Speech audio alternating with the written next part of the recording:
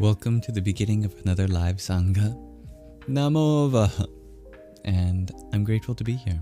And I trust that you, my dear viewer, are feeling as well as you can, despite whatever circumstances might be prevailing in your life at this time. If there are any difficulties, remember that this too shall pass. And whatever you're feeling, it's always a valid expression of what you're experiencing, both inside and out. I hope to be your humble host today. And if I'm not, you can hold me accountable to that. So, allow me to welcome our first guests as they're joining now. Welcome, dear Kokuru. Hello, dear Serenity. Pashtun. Welcome. Grand 11. Lazarai. Chazel. Hello, dear Siri. Welcome. I'd love to know how you're all feeling. If you want to share, of course. Allow me to tell you a little bit about what's on the agenda for today's live stream. In a minute or so, I'll wait for some more people to come in before I share that, but allow me to set the intentions. May this space be a welcoming environment, open to everyone, regardless of background, identity, orientation, belief system, ethnicity, etc. May we come together as fellow students of life to uplift each other, relate in one another's experiences, and share positive sentiments.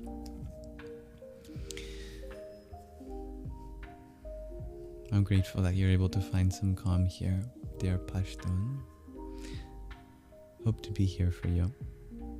Welcome, dear Samra, and thank you for the rosa that you sent. Ganganapatayi Namah. Welcome, dear Deej, and thank you for your likes. Hello, Blazing Blueberry. Yamina, welcome. Miananda, namaste. And hello, Brian. Brian, welcome. I would also love to start with a Shanti opening mantra. This is a peace prayer, and you can find it in both the Katha and Taittiriya Upanishad. And these two ancient scriptures, in their original language of Sanskrit, go something like this.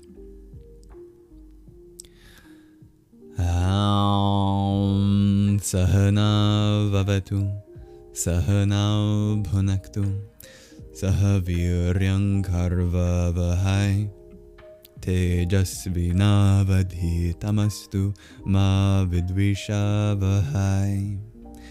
Aum Shanti Shanti Shanti. And in English, that means something like, may the divine protect us both together. May we work conjointly with great haste. May the divine nourish us both together. May our studies be vigorous and effective, and may we not mutually dispute or hate any. May there be peace in us. May there be peace in our environment, and may there be peace in the forces that act on us. Hello, Mal. Welcome. aka Hufflepuff. Welcome, dear Inevitable. Namaste to you. Thank you for your heart me. Shri Ganeshaya Namah. Namaste, dear Zani. You fall asleep to my voice, shares Periwing. Okay, I'll try not to jump up and down and scream at the top of my lungs while you're sleeping. No promises. Thank you, Tattvamasi, for your quintet of roses, and welcome to you too, my friend.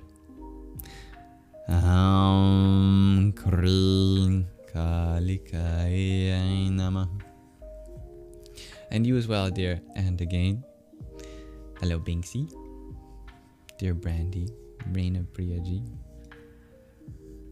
The yam hath arrived. Thank you, Periwing, for the ice cream cone, the rose, and the TikTok. Om Kamalir Mahakalikaya Namaha. Hello, dear Sloan. Nayan, if that's how I interpret the @ symbols in your name, or Lexu. You ask if I speak Hindi. I do not speak Hindi, but I do know many words in perhaps the biggest influence on Hindi, which is the ancient language of Sanskrit. These mantras are in such language. Thank you, dear Meister. Hello, dear Sin. Now, that I've all gathered you here, allow me to tell you what's on the agenda for today's live stream. There is no show and tell today. We don't have any. But if you wanted to be the show and tell for next time, maybe, you can check out the submission form that's in the link tree in my bio. Currently shakta.ca. It's a little Google form where you can drop off files, like maybe a picture that you've taken, or a poem, or something else that you're working on, a song, maybe. I love to use the space that we have here to showcase some viewer talent and inspiration as well. I'm very grateful for all of you. So without that, we'll just be going straight into our reading from where we left off in this book that we started recently called Shiva, the Lord of Yoga. It tells us about this deity from the point of view of yoga, which is very fascinating. I'm sure most people understand yoga to be just a health and wellness exercise that you do to stretch, not something tied with a deity, especially a kind of deity that has so many mystifying aspects. Anyway, we'll continue through that, and then afterwards we can really dive deep into any Q&A if there are things that come up during our reading especially. And at some point I'll have a question of the day for you. Today my question of the day involves community gardens. And at some point in a couple hours we'll end with a mantra meditation. Today's mantra meditation is related to a form of the divine that makes rain, rainmaker. Perhaps there's symbolism there we can draw from. And if any of that interests you and you're free in that time frame, you're welcome to stick around or come and go as you please. How is my audio? Tatvamasi, you share there might be echoes. Good evening, dear green-eyed feline. Hello, Brenda. I am feeling quite well. Thank you. How are you feeling? Hello, dear Mali. Thank you for asking as well, dear George. Yeah, I'm feeling quite happy. Very grateful to be here. How are you feeling? Same to you, dear Meli. The audio is good, dear Brenda? Okay, good. It might just be on your end, dear Tatvamasi. You meant to send me flowers, not cherries, shares Seaflow. Well, the cherries haven't come through yet, live, funny enough. I got your Heart Me and your Go Popular. Nonetheless, thank you for them. I will accept anything sweet or fragrant. But nothing is ever expected nor necessary. Thank you. Oh, they were just emojis. I see. Gotcha. Dum Durgaya Namah. Well, someone in here loves cherries. G to infinity. Some may say she's even made of cherries herself. Thank you, George, for the Heart Me as well. Hare Krishna and Green-Eyed Feline, thank you for your Heart Me. Om Shri Mahalakshmiya Namah. Yes, you've got a great memory, dear. How do I pronounce your name? Sipolipi? Kipolipi?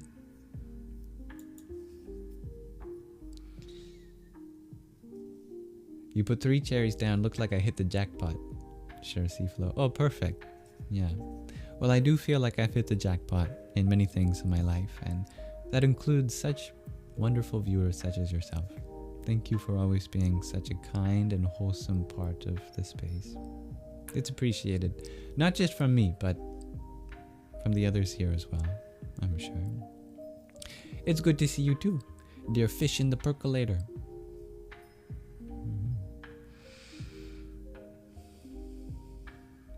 And thank you, dear Dob Darker, for your heart me and go popular. Welcome to you.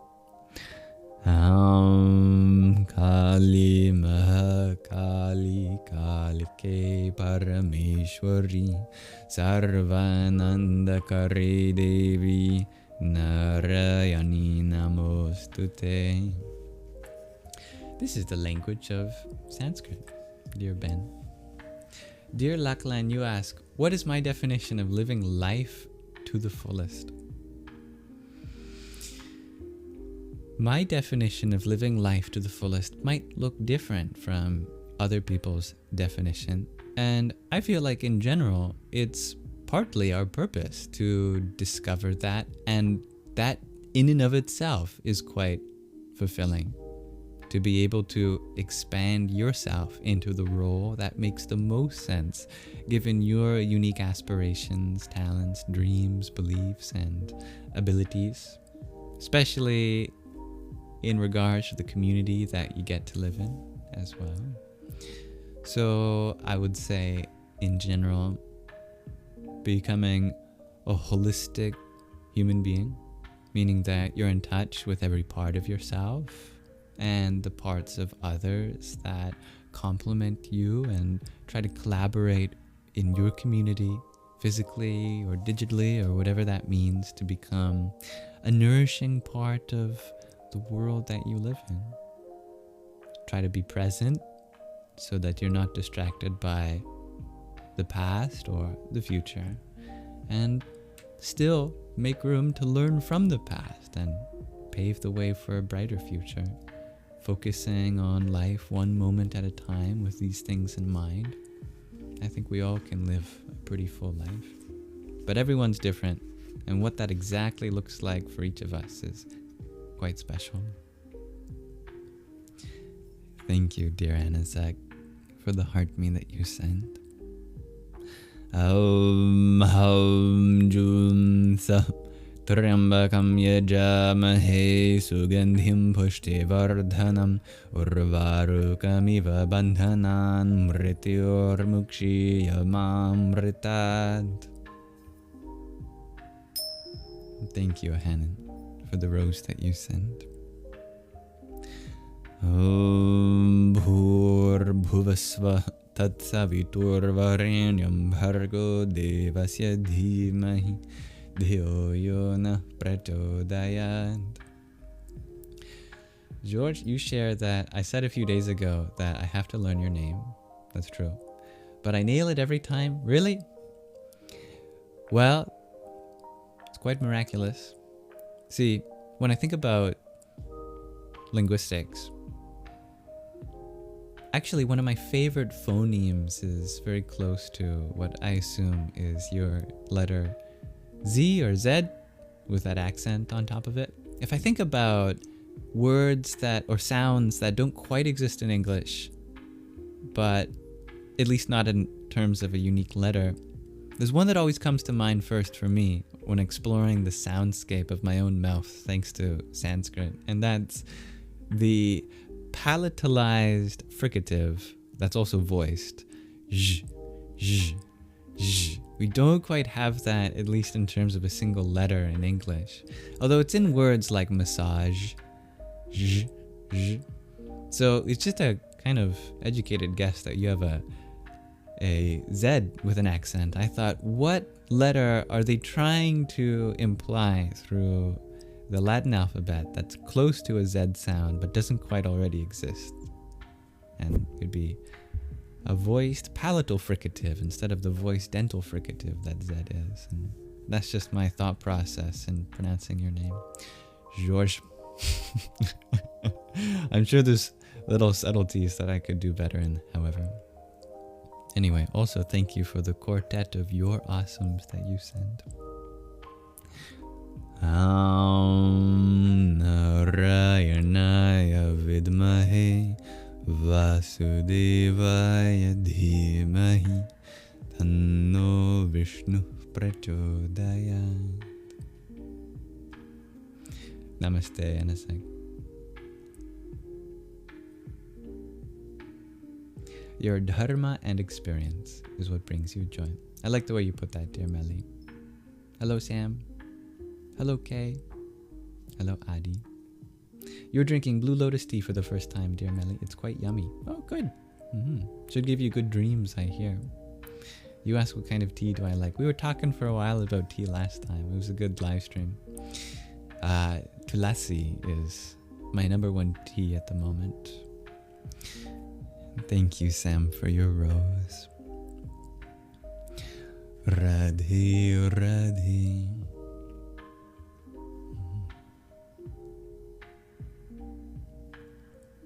Massage probably has a root in another language. That's why it's massage. That makes sense. Yeah, I believe that. Maybe a French language? I'm not sure. George, you share. Some phonetic scientists say that Serbian and Sanskrit come from the same language. I think so. I think they both descend from Proto-Indo-European, if I'm not mistaken. I don't know what branch Serbian, Bosnian, Croatian language. I wonder what branch that comes from.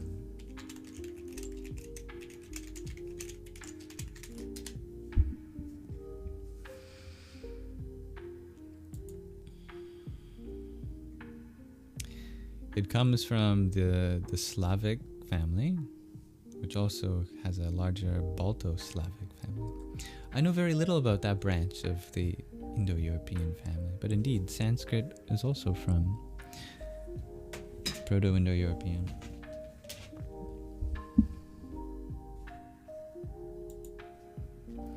Good to know. I will note that, dear Noel. Happy to explore a variety of background music.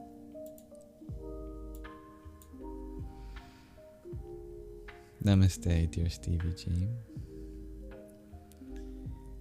G, you are drinking butterfly pea flower. That's what you're drinking. Oh, how interesting. Good to know.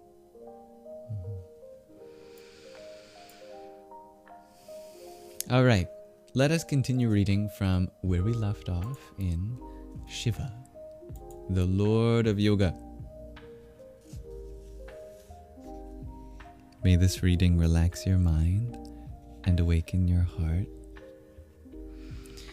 We are starting a new major section today called Shiva, the hidden deity of nature. Let's dive right into it. Shiva is a deity of nature, much more so than any human formulation. Even Shiva's human depiction is replete with the symbolism of nature, as mountains, rivers, plants, animals, and sky. His depiction is non-historical, reflecting the vast cycles of nature and the enduring powers of eternity. Shiva indicates a universal reality far beyond any books about him, academic depictions, or institutions, much less any anthropomorphic form in which he may be portrayed. Understanding Shiva requires examining the whole of nature, including recognizing a deeper divine nature that exists behind the apparent inanimate forms of the outer world.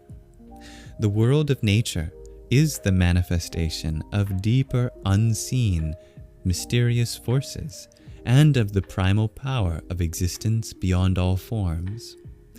As a manifestation of a greater consciousness, nature is an expression, not a reality in and of itself, and has a message to teach us. The world of nature is a doorway to a deeper consciousness, which is Shiva. Nature is creative intelligence in expression. This creative intelligence does not shape nature from the outside, but develops it from within, with the outer world that we see, but the waves of a deeper ocean. The world of nature portrays a universal language of energy and form, directing us to an unseen power and presence beyond all apparent limitation. Each creature, plant, rock formation, planet, or star has a teaching, is telling us something to us about the universe as a whole. This inner reality of nature is better translated through poetry, image, and symbol than through facts and information, which keep us constrained to the surface of the world. Nature is the supreme scripture and ultimate revelation for both the mind and the heart, beyond any human words or formulas. We must learn to decode the forms of nature, which is to discover their transcendent Shiva essence. Shiva as a deity of nature is best expressed through nature, from the rocks on earth to the cosmic space beyond. Like nature, everything we see depicted about Shiva is symbolic and indicative of something greater. His sacred animals are forms of energy. His weapons and ornaments are cosmic powers. We can experience the supreme Shiva easily in nature, if we look to what nature is reflecting at a deeper level, though we may lose Shiva if we look at him according to human depictions alone, particularly accordingly to the views of those who have never experienced his awesome presence. This subsection is called Nature and Spirit. Nature arises from a deeper spirit, presence, peace, and power, of which the outer forces of the natural world, with their constant changes, are but shifting movements and expressions. There is an expanse to nature that brings a sense of vastness into the human mind when we open up to primacy of the natural world. Nature suggests to us a divine presence as her hidden counterpart, Lord, or indwelling consciousness. We have all experienced a sense of wonder or magic in the sky, clouds, ocean, mountains, and forests, which draws us into the contemplation of spirit, God, or a supreme reality. This is true not only of the religiously minded, but extends to all people, young and old, educated or uneducated. We live in a wonderful and beautiful universe whose greater reality and deeper meaning remains far beyond anything that the mind can name or conceive as ultimate. There is something immense about the universe and its overflowing currents, where all our measurements, however intricate, fall short. We can feel and intuit the existence of a vast spirit behind nature in the great outdoors, even if we may not agree upon its name or depiction. So-called primitive people are strongly aware of this sacred spirit in nature, as nature is their primary environment, more so than we modern humans who are caught in our high-tech and urban environments. In the wilderness, we sense a cosmic reality beyond our ordinary lives in human society. We can see with our inner eye another horizon beyond the sky. The great God, deity, or spirit of nature is often conceived as a sky god, holding the earth in his embrace and opening to infinity. Yet, he also dwells within the earth and her growths and landforms as the soul of the earth. These are all facets of Shiva. This subsection is titled Shiva as the Great Deity of Nature. Shiva in Hindu thought is portrayed as the god of the wild. He is the deity of the mountains, forests, jungles, and deserts. regions largely uninhabited by human beings, where not only wild animals, but also subtle beings like nature spirits and devas roam freely and express the cosmic spirit in ways unknown to we ordinary human beings. While Shiva has a human appearance, particularly as the yogi in the mountains and forests, he also has plant and rock forms. As embracing the wild, Shiva relates to our deeper spiritual and cosmic impulses that require we break away from mere human convention and express our true nature that is more at home in the wilderness than in the artificialities of human society. Shiva's sacred sites are located in nature, defined by the beauty and the power of the land, waters, and sky. Shiva's most important temples are the hills and mountains. We can find these sacred sites of Shiva in every ecosystem. He has sacred stones, plants, rivers, stars, and fires. Yet even Shiva's man-made temples are designed to reflect the structure of the cosmos, not simply human concerns, and have their importance as well. Shiva is not a deity of time or of historical revelation defined by special human mediators or messengers. He represents the eternal power in nature that pervades all life. We need not do something special or travel far to discover the presence of Shiva. We only need look more deeply into the energy fields behind the visible forms of the world and become aware of the sacred space within our own minds and hearts. Shiva is first of all the great deity of the mountains, the very personification of the indomitable mountain spirit. He represents the same qualities of grandeur, height, stability, and power that we feel in the mountains, and the same expansion of vision as we discover looking out from a mountaintop and surveying the surrounding world. Shiva is the sacred world mountain and has many sacred mountains of his own. These Shiva peaks include the Himalayas, the highest mountains in the world, particularly in the Indian state of Uttarakhand, which includes the origins of the Ganga, Shiva's sacred river. Most important is Mount Kailasa in Tibet, with the Trans-Himalayan range beyond that has the appearance of a gigantic crystal, from which many great rivers of Asia arise nearby. Shiva is the entire universe that is shaped like a mountain of consciousness. Shiva is the mountain lord, which is the lord of all existence. Along with sacred mountain are sacred mountain waters, rivers, lakes, and waterfalls. These mountain waters are the Shakti, or goddess powers connected to Shiva as the supreme deity. These mountains draw in rain clouds whose rain brings about the origin of rivers.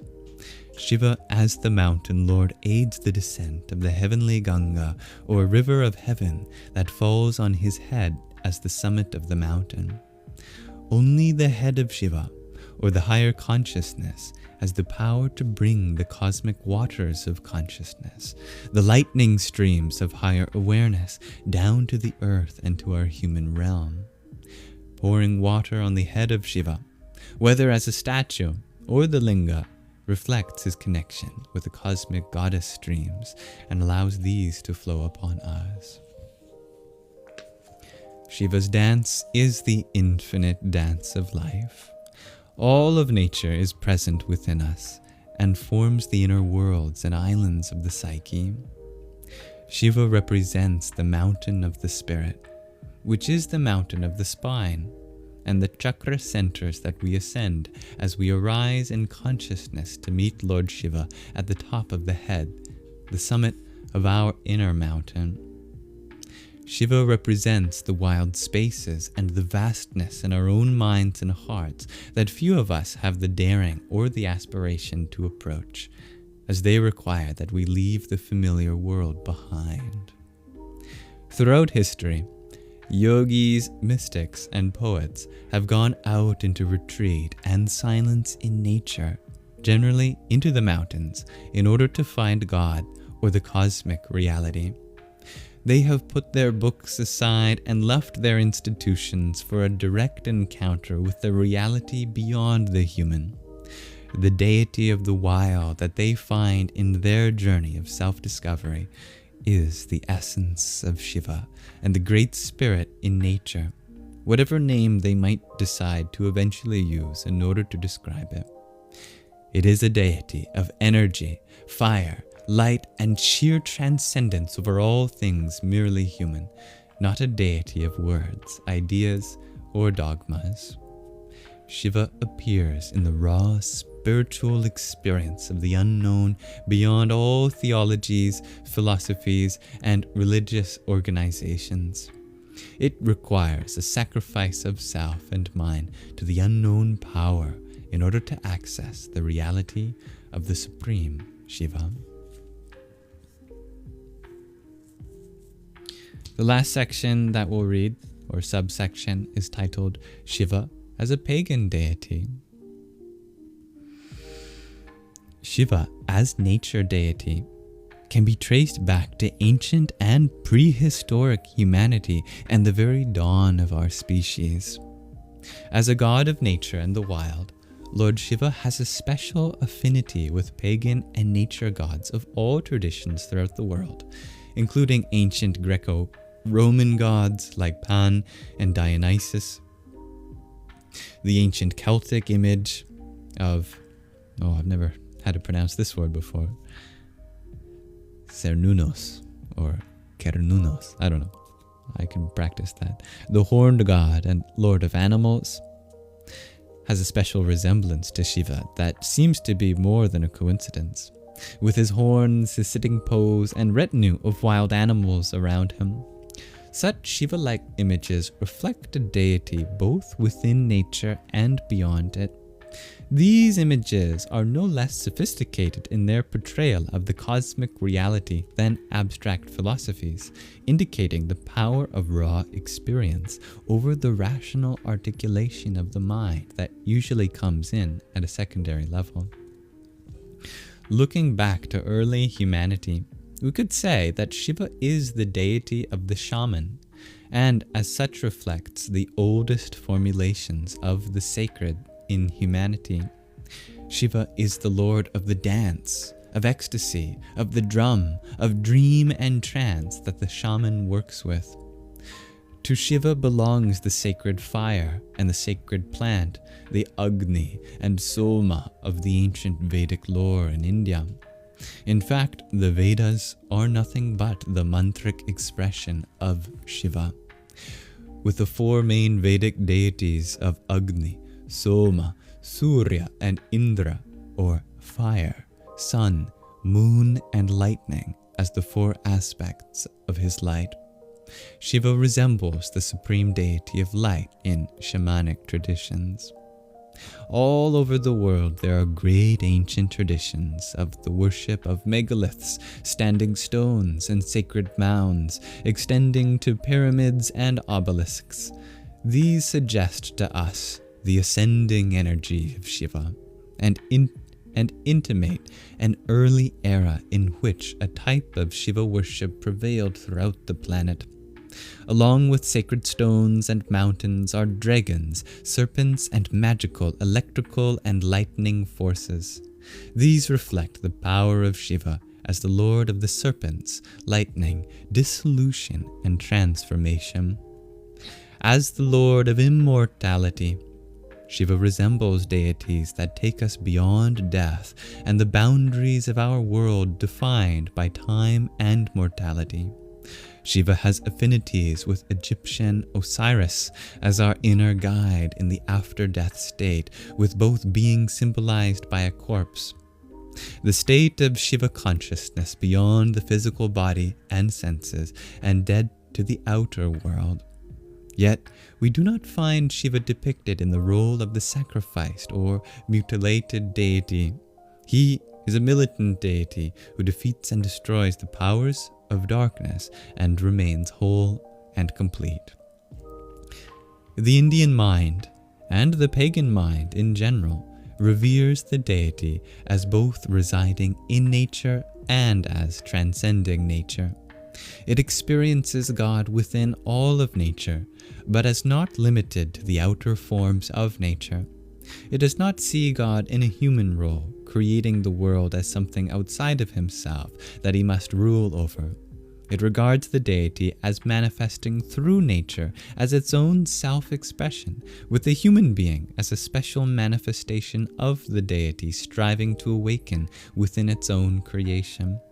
This primal religion of nature can accept both pantheism, nature as God, and monism, the unity of all, in a single embrace. It does not limit divinity to the existing state of nature, but does not place God against nature or outside of nature either.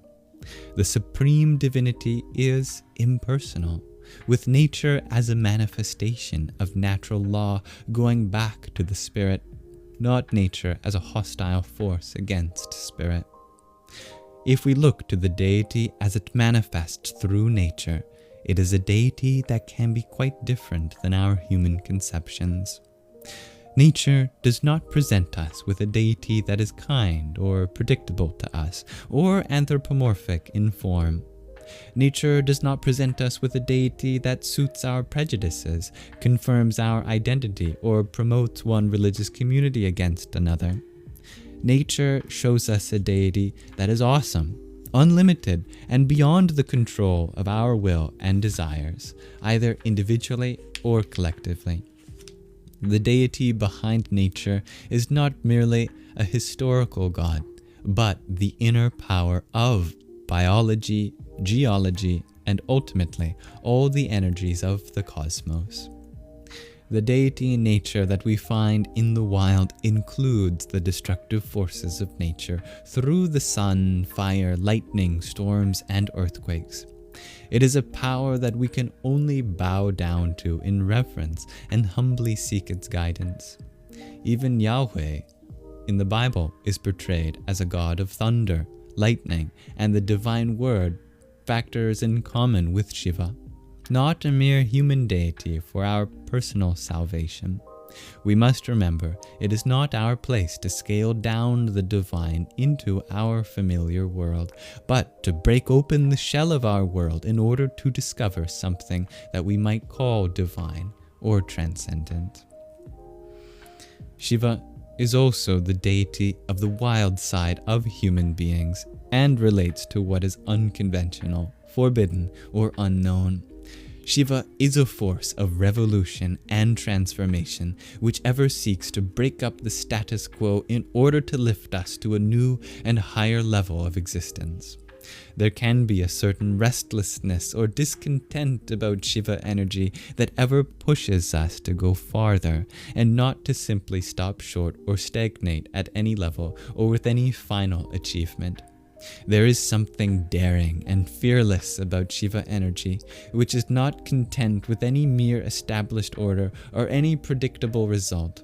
Shiva always tries to break the boundaries and go beyond them. Yet, Shiva is not just a blind rebel against convention, which is a mere emotional reaction, but represents the power that ever strives to grow until the highest goal is reached. A goal in which we move beyond all time and space and become Shiva himself. Shiva is not a deity of human excesses, much less human weaknesses, habits, or addictions. He is the deity that helps us transcend our conditioning, not simply act opposite to it, which is only to be controlled by it indirectly. Shiva breaks down all limiting concepts, ideas, identities, habits, and routines of the mind. He does not throw us back into the unconscious, but takes us beyond it to a universal awareness. Shiva, as a deity who does what is forbidden, indicates a power that takes us beyond the outer view of reality and its preconceptions.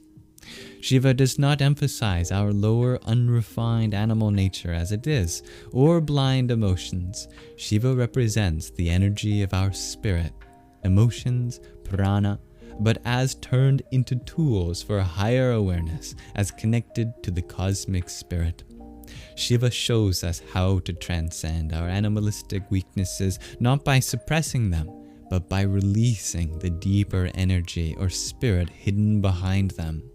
It is the human perversion of animal energies, as in the destructive forces of lust and greed, that is the problem, not these energies in their own nature. Shiva awakens the powers of the wilderness and cosmic space within our own minds and hearts. He unfolds a space, time, and energy within ourselves that is greater than anything we can experience on the outside. Shiva's mantra is the call of the wild, the voice of the wilderness that helps us understand all creatures, great and small. He allows us to leave the human world and its conflicting opinions behind and return to the entire universe as our own greater home. He takes us on an inner journey to the highest summits of awareness and bliss. His is a challenging force that is ever testing us, expanding us to go beyond what we thought were our limits. Shiva impels us to transcendence as the power of our own inner will and deepest motivation. The peace of Shiva is a state of perpetual transcendence in which no attachment to the past, form, or fixed identity is possible. In this regard, Shiva is the greatest psychologist and lord of the mind who removes the traumas and excesses of our human nature, affording us a cosmic mind that holds all the powers of nature as our own inmost self. Shiva heals and revitalizes our natural spirit and original awareness.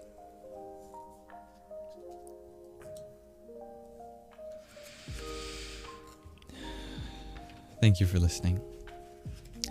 That was a powerful set of subsections, wasn't it? Good new section we're heading into. Very grateful I got to read that. I look forward to continuing reading this with you. Take a nice deep breath.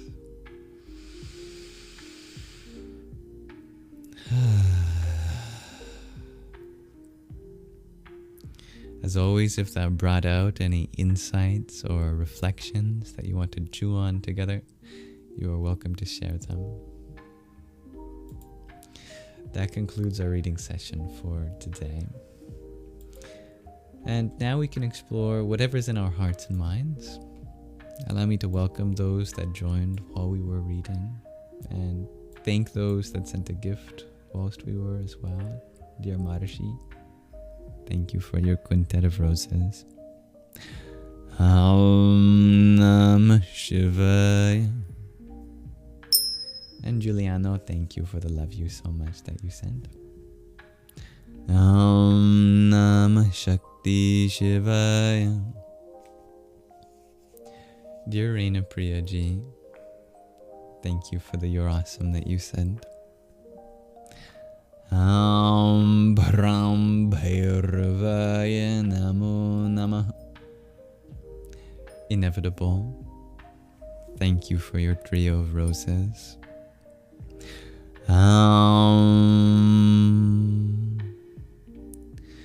Namah Krim Ambita Me Shrim Nadita Me Hrim Devita Me Aim Sarasvati Swaha.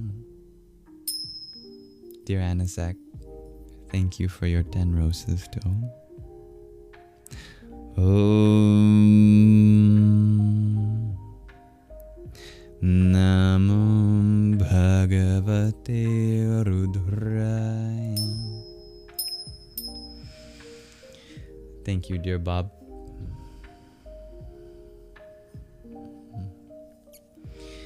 May we all be able to reflect that light within others. Good evening, dear Kyle.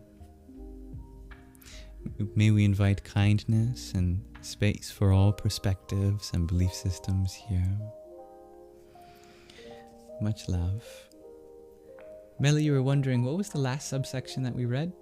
That spoke to your recent journaling on shadow work. The last subsection was titled Shiva as a pagan deity. Or did we go past that? No, that was it. Yeah. Shiva as a pagan deity. In this edition of the book, it's on page 44. And it's under the major section that we started today. Shiva, the hidden deity of nature. I was thinking a lot about paganism recently.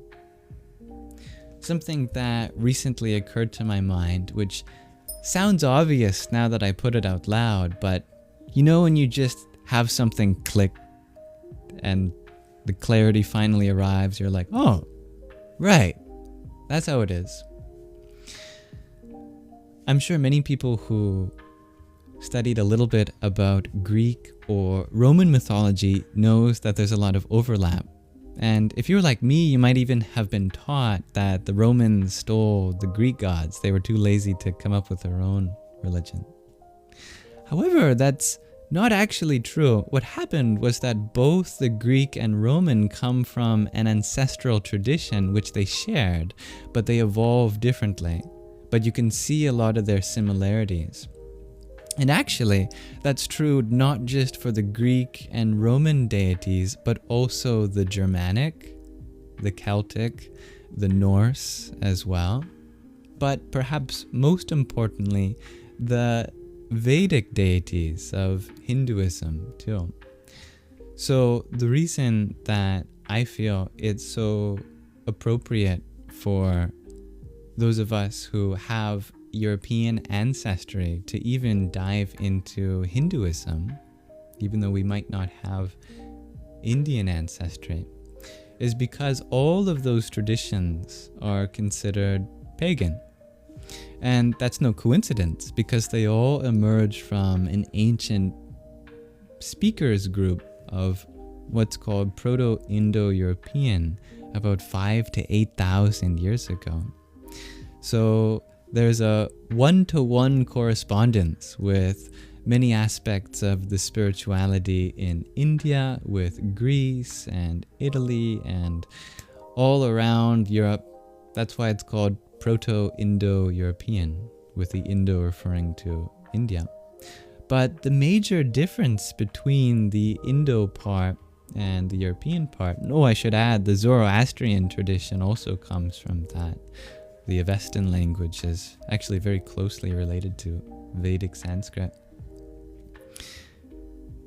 The major difference is that, unfortunately, due to forces like colonialism and other religious hostility between each other,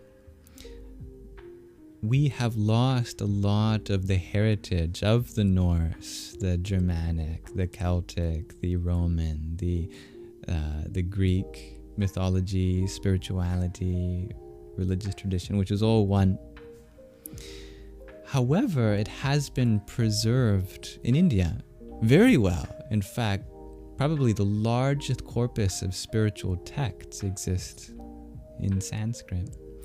So if we want to rediscover our ancestral ways, for those of us that have European heritage, if you want to be even more connected to the Celtic, the Norse, the Germanic, the Greek, or the Roman gods and goddesses, India is the way to go, because thankfully, for whatever reason, they have been quite well protected in terms of their evolution and their history.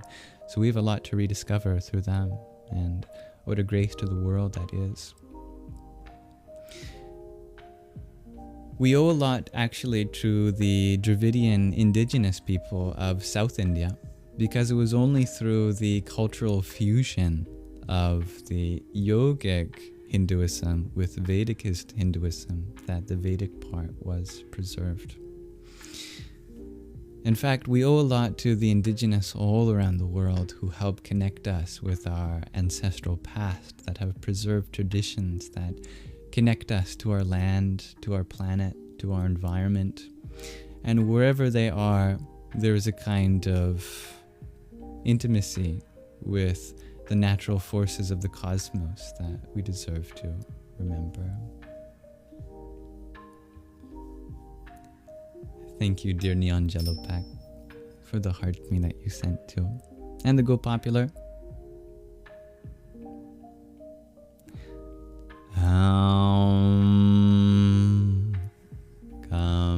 Kameshwariyai Namah.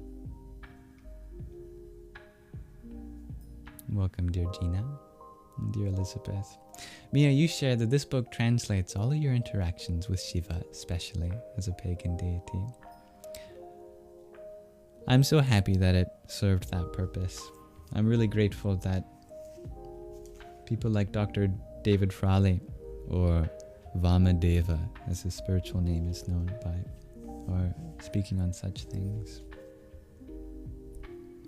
You just came in right after the reading, dear Dharmic Druid, but I always post the snippets of these readings on a playlist on my YouTube channel, so I hope you find that helpful. Welcome, dear Aria. The El Dorado. I like the way you put that, Bob.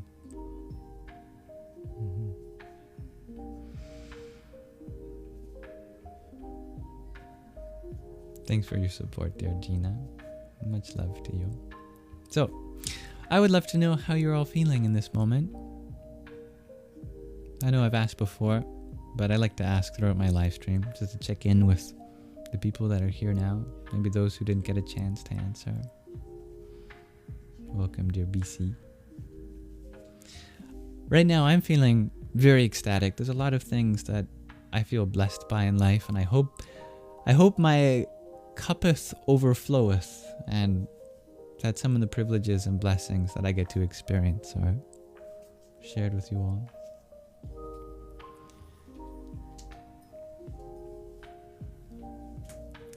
Welcome, dearest G. Come, join us in your energy. My lovely partner has entered my room with incense. Oh, good smell. Saffron. Dear Running with Scissors, thank you for the love you so much. Bhagamalinyai Namah. Dharmic Druid, you ask, would I consider myself a member of a certain sect of Hinduism, or more of an eclectic blend? I like the way you put that, an eclectic blend. I like to visualize all the different paths of spirituality in the world as summiting a mountain. Some come from different approaches, like the West or the East. Some tend to be more straight and narrow, going pretty direct, you know. Some are more of a scenic route. Some have you scaling cliff faces. Some have you going through different biomes, you know. And often those different paths, they intersect with each other at different points. And what am I doing? I'm just treating the whole mountain like a playground. I'm going up, down, left, right, side to side, all around, climbing the tree, jumping off it, climbing the wall, going down the waterfall. So I really feel like at any given moment, I could be on a particular path, but that doesn't mean I'm necessarily going to stay on that path forever. I'm just having fun. Feeling out each one. What about you? Although I will say that at this moment in my life, I do feel like in general, it is something of my dharma to represent Shaktism, because I feel like that is perhaps one of the most progressive forms of spirituality, and that's really needed, especially in the patriarchal West, because Shaktism is the major branch of Hinduism that deals with the divine feminine first and foremost. And I feel like beyond personal preference, what I look for in the world, I see how the divine feminine needs to be empowered now more than ever. So as a matter of practicality, I tend to resonate with that a lot here. Thank you, Mermander, for your quintet of roses as well.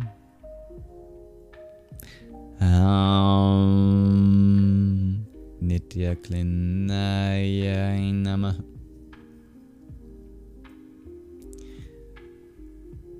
I like how this live stream can act as an interactive podcast. You love to be as calm as me, shares S. McCormick. Well, don't let me fool you. I'm known to have emotions too, as all humans do. But thankfully, I've also learned that the more I allow myself to have those other emotions, the more calmness seems to be a dominant emotion. In fact, the emotions can blend. You can even have a sense of calmness in emotions that you'd never expect to simultaneously feel calm in, like frustration or even anxiety. Dear, how do I pronounce your name? Mortego, maybe. I don't know. You once saw a video where I said the meaning of God being like collective consciousness.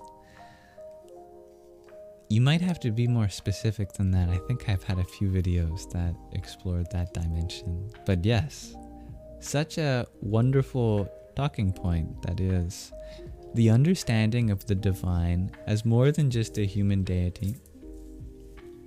Not that there isn't truth in those abstract formulations, or symbolism at least, or value, but that I think first and foremost, it's beneficial to us all to understand that whatever source of this whole existence may be considered as sacred, we recognize it within everything, especially all of life that we are a part of.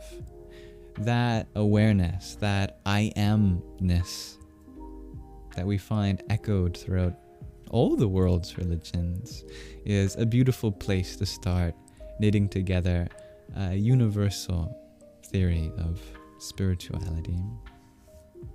What is consciousness if not the source of our experience? And everything we know about the universe comes from our experience, because we're the ones that are the subjective beings to this world.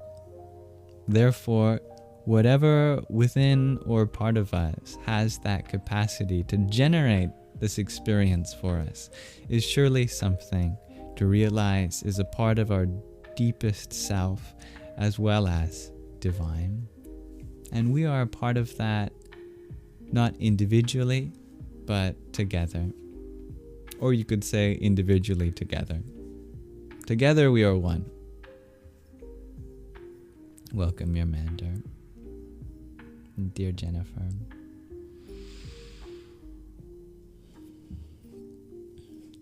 Om Tat Sat, dear Bob.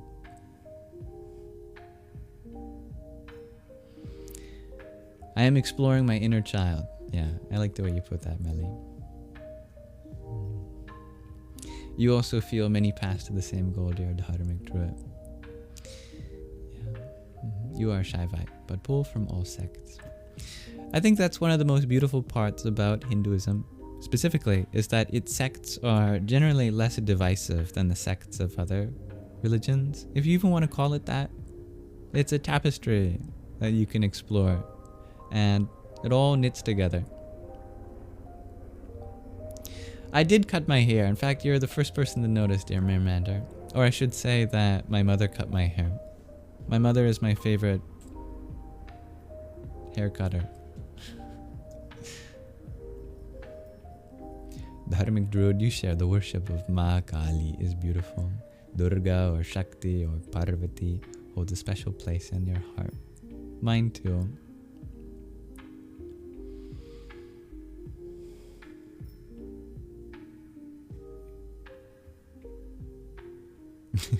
Welcome, dear Mutant Jen. Jenna, you share you love Jungian psychology and the collective unconscious and synchronicity. That is something that speaks to my heart too. It's no coincidence that spirituality has us looking within, and psychology can easily become very spiritual when we use the mind as a tool that connects our inner and outer worlds. And if you follow that inwardly, like through the process of psychoanalysis, then indeed you can uncover there's a lot more within us than what meets the eye. Archetypes not merely being coincidental with human narrative, but being a living reminder of forces beyond our comprehension that we are a part of and can channel from time to time. Dear Jaren, thank you for your heart me.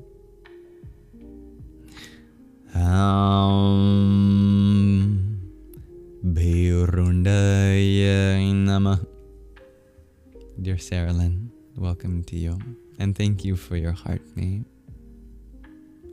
Vahnivasiniya Namah.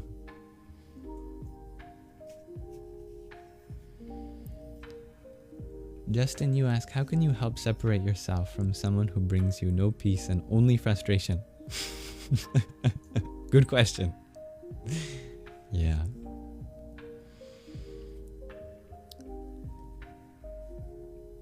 When you want to separate yourself from a certain energy, instead of thinking it in terms of a separation, you can think of it in terms of acquiring some other energy in your life, because we all have a capacity for energy. You could consider it like your tolerance, and we get to choose what we tolerate in life, what we give our energy to, our time, our attention. And really, it's not that hard to remove something from our life, as long as we know what we're filling that gap that's left behind with. In other words, what are you going to transition your attention to instead? How are you going to shift your awareness? Otherwise, it will not budge. If we just try to take something out of our life without having something else fill that, then our system is going to resist that. It's like physics.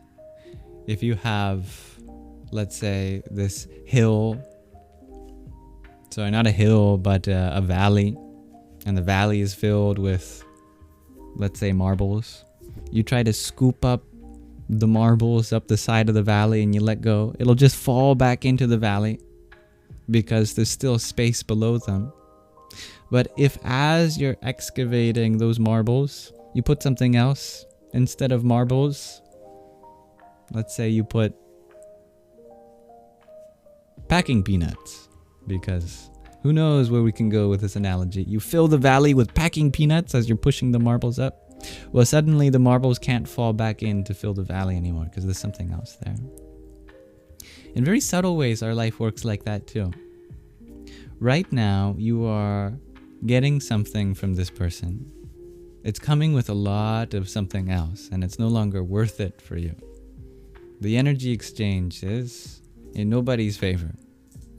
So, what is it that you do find within this person that is appreciable, that is lovely, that you are drawn to?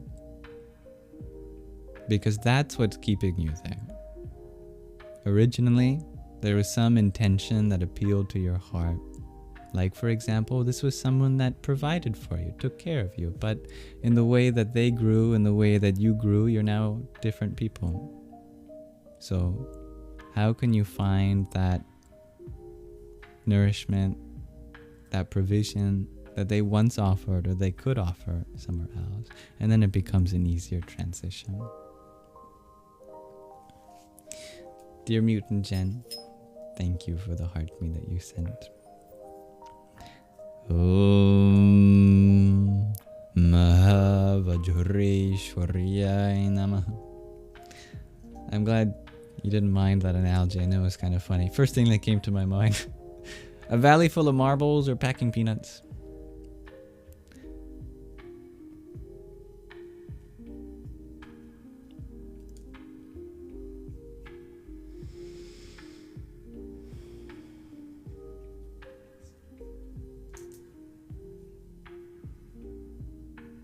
Of course, dear Justin. Another thing that you can do to symbolically help you transition is do a little ceremony. I think we often mistake little ceremonies for superstition or mindless tradition or blind faith, but really there's something very psychological about little ceremonies. You can do a cord cutting ceremony, for example, or a cord burning ceremony. What you can do is you take 2 candles and you tie a string from one candle to the other, and one candle you decorate in some way that represents you, and then the other candle you decorate in some way that represents someone else, and you watch how the burning fire between the 2 of you severs the connection. When you watch that, because you've imbued it with meaning, that does something within you, and it has an effect in the way that your life goes from there. There's all sorts of little ceremonies that you can do, little rituals. That is the basis of magic, to be able to use physical symbolism to create change. You don't even have to believe that there's some secret magical energy unknown to science that is doing the work, because just from a psychological framework, that itself is enough to feel like you've moved on. It's emotional to watch a candle burn and then it start to desecrate the cord, and there's all sorts of little interactions that can happen that if you pay attention to, because you've imbued it with that symbolism, you go, wow, oh, you learn about yourself, you learn about them in the process. I like the way you put that, dear Jenna. You believe witchcraft is just intention, perception, and manipulation of one's own reality.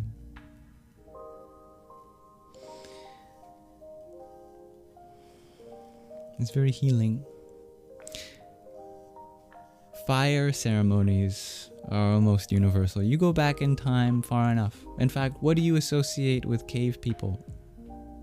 Fire. Ooga booga. Fire. We've been burning stuff for hundreds of thousands of years. We have extracted so much meaning from that. Huddled around fires, communal purposes, chanting, meditating, dancing. We burn things, we offer them to the sky. Transformation, purification. You can write messages, cast those messages in a flame, or burn something symbolic that no longer serves you. A message in a bottle, going out in nature, all of these things are kind of elemental cleansing, just from the innate symbolism that we're a part of. Yeah, Zoroastrianism. They love fire. There are many different grades of fire in Zoroastrianism, depending on how the fire itself has been purified, what has gone into it, what it's been allowed to burn, who has been managing the fire, for how long it has been burning, the eternal fires. Thank you, dear Alicia, for the rose that you sent.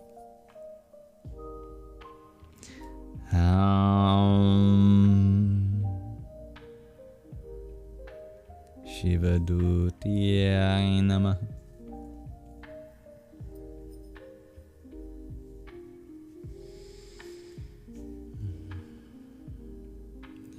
Very shamanistic as well. Becoming the dreamer instead of being dreamt. You would love to try that, dear Justin. You share it can be another path to freedom rather than the ones you've been taking. Happy to open up options. That is the beauty of these spiritual perspectives. They provide us with possibilities. and we can explore them at our comfort level.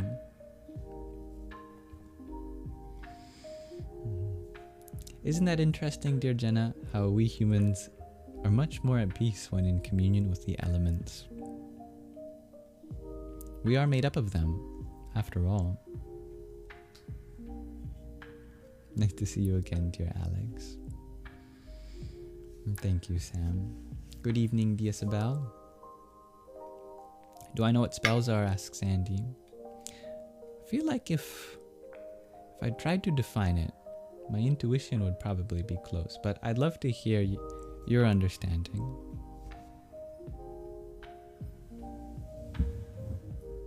For me, they're very similar to mantras. Sacred intention in sound. Although they can be written too in other silent forms.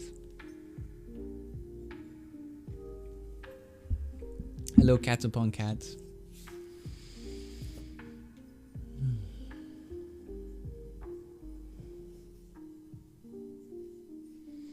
Oh, Binksy, you share that your black cat. Binks says hello. Hello to Binks.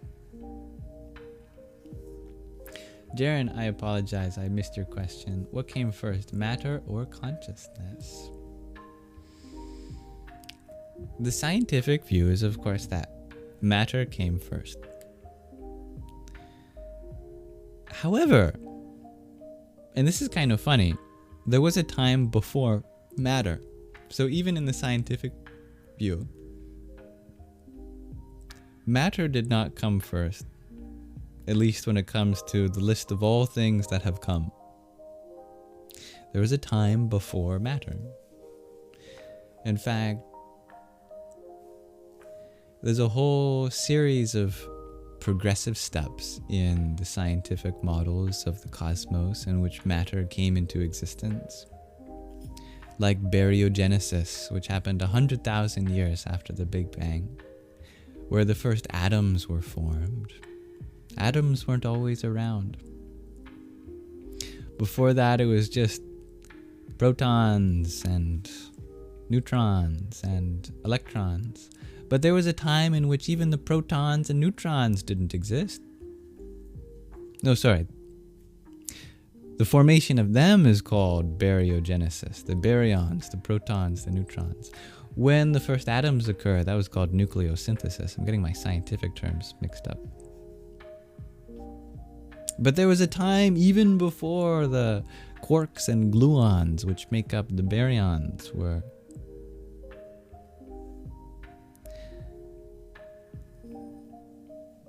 This has to do with symmetry breaking and temperature and energy density and all sorts of things that I don't fully understand.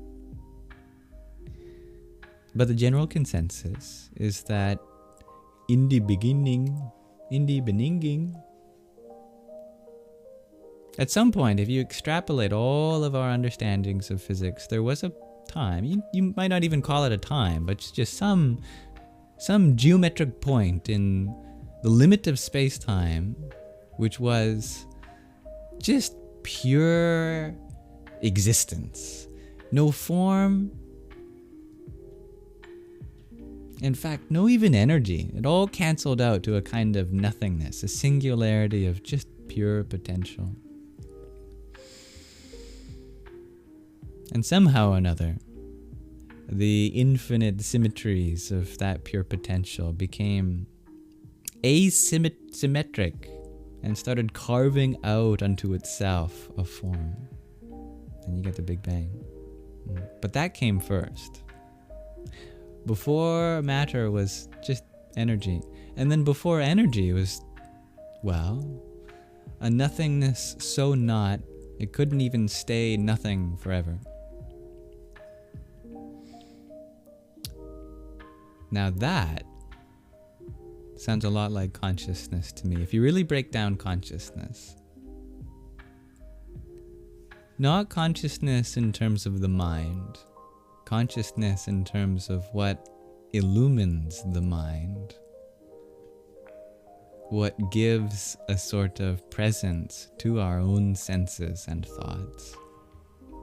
not merely what appears on the screen of our experience, not even the screen behind, which is the space, but the witness of the experiences on the screen of life, that which is behind, where the projector is located in this analogy. That sounds a lot like both the source singularity and consciousness. And so the spiritual view is this, that we can look at our life in terms of the mind being generated from the body, which comes from the world, which came from ultimately stars and the Big Bang. But the Big Bang itself was born from our very own consciousness.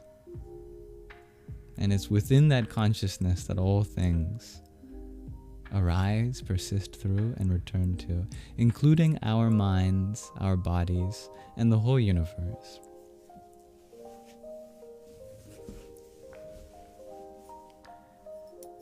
Thank you, dear Dazzled Defense, for your pair of roses.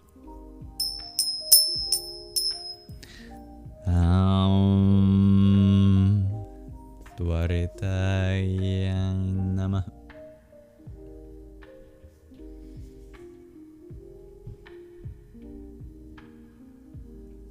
Welcome, G. Dakar. Hello, aliens exist. Thank you, Dazzled Defense, for the love you so much, too. Jenna, you share that it wasn't until your Kundalini awakening that you realized how interested in quantum physics you'd become. Well, you're not the only one. In fact, the people that practically discovered quantum physics all loved this sort of spiritual mumbo-jumbo.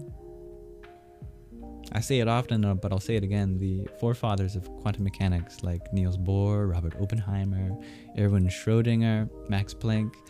Look it up. They all have planks.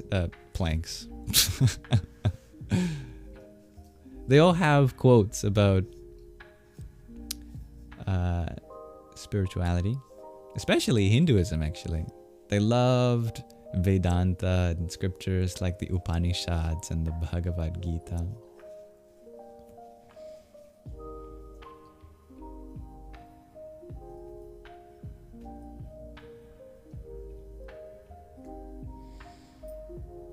Did the Big Bang create watermelon? Shows football shorts. Well, you know, eventually, all things that have come to arise, you could say, came from the Big Bang. Some more directly than others. But in theory, in a truly infinite universe that does not repeat itself, like the digits of pi, for example, somewhere in the infinitude of the universe, beyond our observable universe, probably, a perfect copy of a watermelon just happened to have been created in this exact one spot in the universe. Mind you, it couldn't have lasted for long, because in a split second, I mean, the temperature and expansion of the universe just completely obliterated all that energy back into quarks and gluons, I'm sure. But probabilistically, if you're exploring the infinitude of the Big Bang, there was a watermelon created just for a moment, and everything else that you can imagine.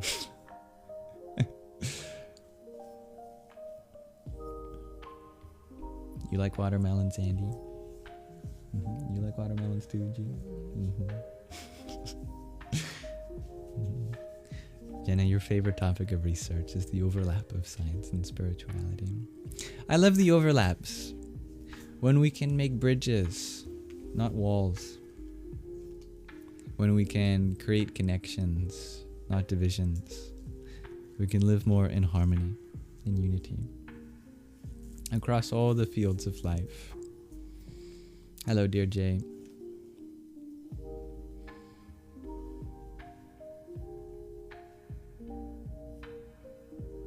Oh, thank you, Sean. But the more I learn, the more I realize how little I know. Honestly, my favorite resource is just the internet. I know that a lot of teachers will say that there's a lot of misinformation on the internet, and they're completely right. There is a lot of misinformation on the internet. But if you know how to navigate that, you can get a free education in almost anything. Honestly, Wikipedia is an excellent resource for physics and other very nerdy stuff, because even though anyone can, in theory, edit those articles, the really nerdy ones aren't even articles that trolls are aware exist. Because if they did, they wouldn't be trolls. They'd be studying this stuff. They'd be so fascinated by it.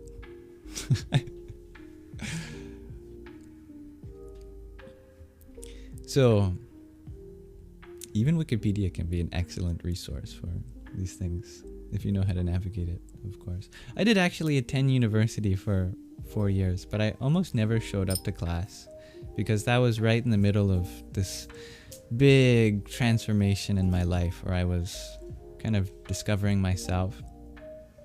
And I think I learned a lot more outside the classroom than I did inside the classroom. I'm very grateful for that time, nonetheless.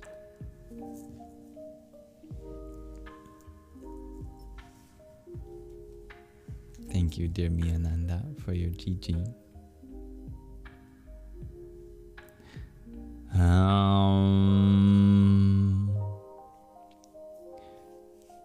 Kula Sundari Namaha.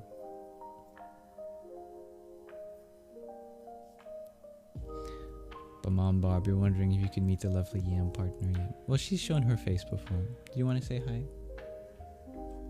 Not right now. We will respect her boundaries. Do you want to give a hand cameo? Till the end after everyone's had their turn. Okay. Why don't you show them the bracelet you're wearing?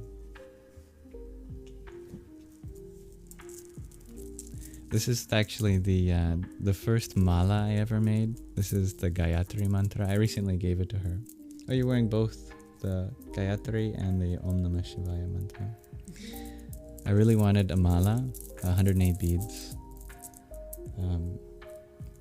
But all I had was my sister's little, bead kit with all the letters on it. So I just put the Gayatri mantra.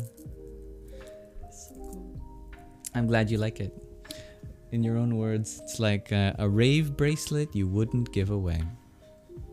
Unless you love them. Unless you love them. If you know, you know.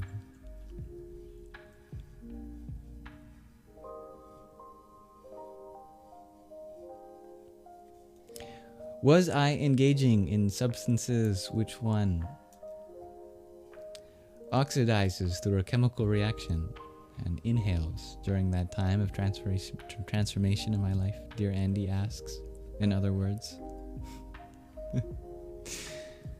Yes, I was. I won't lie. And that certainly fueled my transformation in breaking apart many different boundaries of my mind and expanding it into new dimensions. And I love the way you put that knowledge is everywhere, shares Dazzle Defense.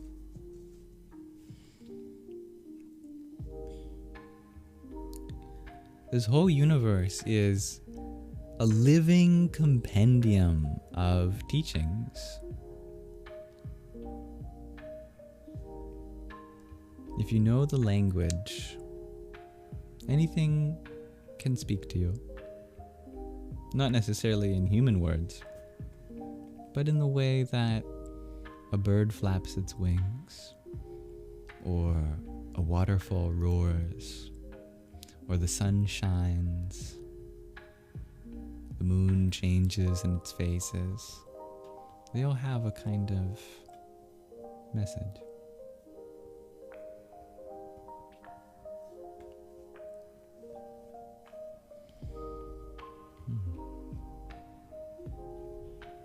does sound like you've had a similar path, dear Jenna. Terra Star, you're at the beach again with family. Lots of rain though. Still fun. Well, I'm happy that it's still fun. You know what? I would love to go to the beach while it's just raining one day. We'll manifest that intention.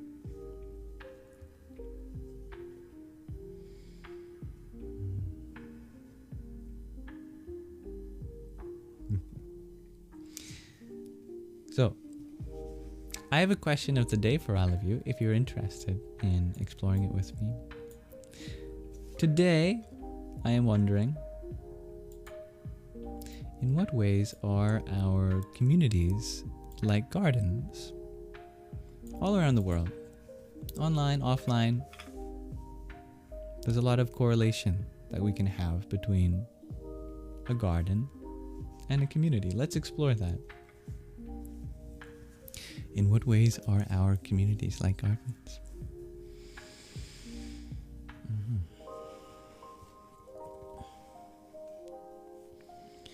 We could all use some more hydration.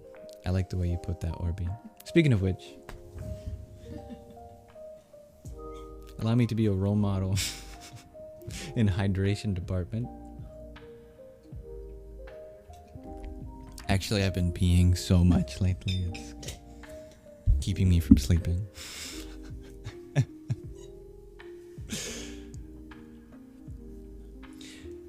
Andy, you share, we're all flowers together. Beautifully put, Andy. I like that. Which then begs the question, if you were a flower, what type of flower would you be? Cats upon cats, you share. If you don't contribute your energy, it won't return much. Very true. We are all here to be not just recipients, but also givers. Why? Because we're a channel. A channel must flow both in and out for it to utilize its purpose. You'd be a sunflower, Mom Barb, as well as Andy. I like that. We got 2 sunflowers. Kyle, you share, our communities only grow when you give it the right ingredients. Hey, I like the way you put that too. Yeah. We need the right soil, water, minerals, sunlight, air.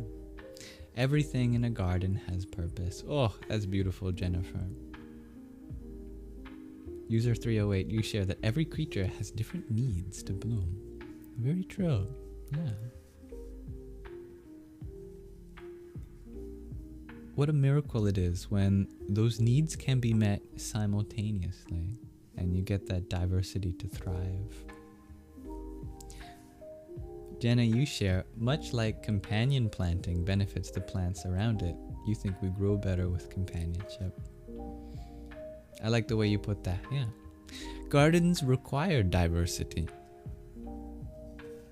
In fact, the healthiest gardens are the ones who diversify all the niches. You add that too, dear Mutant Jen. Diversity in plants. Some flourish differently in souls. You mean soils. Some need shade more. I like the connection between souls and soils. Hello, Marsalis. You share that you wish you were more of a critical thinker because you always have problems answering these. I would say that to share something from your heart, especially for a question of the day like this, doesn't necessarily require critical thinking with logical analysis, although you can absolutely use that approach, but creatively, creative thinking. Let it flow, let it come out. Don't think hard, think easy. But you're also never expected to share. Dazzle Defense, you share, we're all connected in a way that depends on our communications that create the garden. Teamwork. Yeah, all plants communicate with each other. We might not be in the know, but they know. Hello, dear Maddie. Jay, you share that gardens grow best when tended well. Our communities are best when tended and cared for. No. Yeah, well said. Your answer, dear G, is that all of our natural gifts blend perfectly with each other. That's very sweet. Aliens, you share that some plants grouped together can thrive better. Yeah, isn't that interesting? You'd be a hibiscus flower, dear Miananda. Oh, those are beautiful. G-Decker, you share, if everyone was more under the sun, they would grow taller and healthier. I concur. We do need more sunlight. More and more people are needing vitamin D supplements because our body can only produce vitamin D when it's in direct contact with sunlight, when our skin is visible to the sun. At least in large enough quantities to be sufficient. Did you know that here in Canada and other parts of the world, because we're in Canada, we put vitamin D in our milk and milk alternatives because we don't get enough sun. Because we're so far north.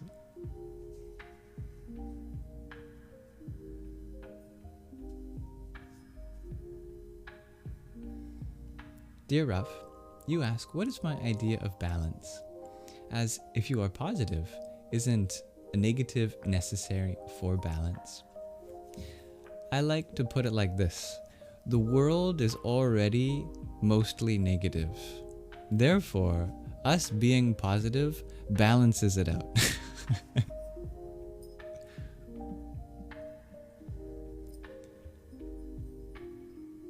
Terrastar, you share, to nurture your relationship like a beautiful garden. Yeah, I like that. Communities and gardens blossom. Blossom is a good word. You're loving everyone's answer, shares Melly. Me too. I'm happy to hear that. Orby, you share that all gardens require unique curating. Yeah, unique curating. That's a good term. Maddie, you share life can flow and be in harmony. But life is story with pain, suffering, love, and compassion. And it's all beautiful.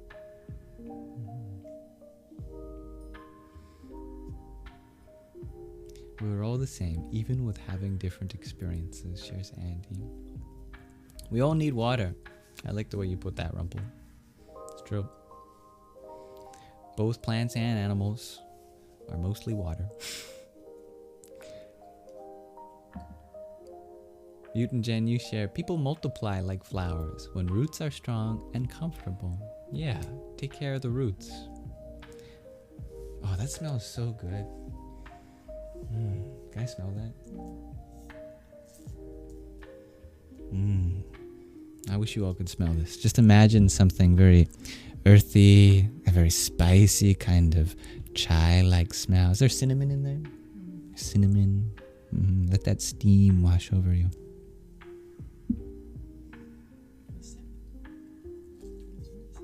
Do I want to sip? It's too hot, I can tell. I'm so sensitive.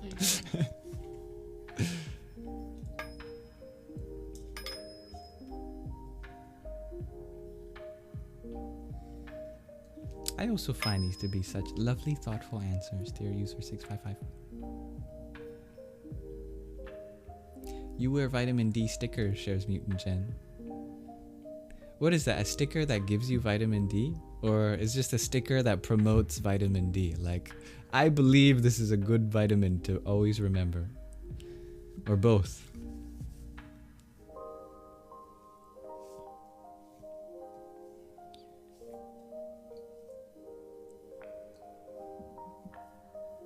Aliens, you share that environmental factors can make plants more resilient. The same, like life's challenges make us.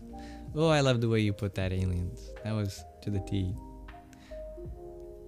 Mutant Jan, you share beautiful flowers make the chaos not so bad. I love that. Yeah. And I see a sunflower in your username. So thank you for making the chaos not so bad. Marcy, you share sometimes they need quote unquote greenhouses. You're funny.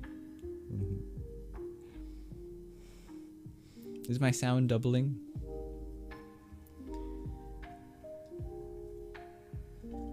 Sounds fine. Might be a local echo. Thank you, dear Inevitable, for your quintet of roses.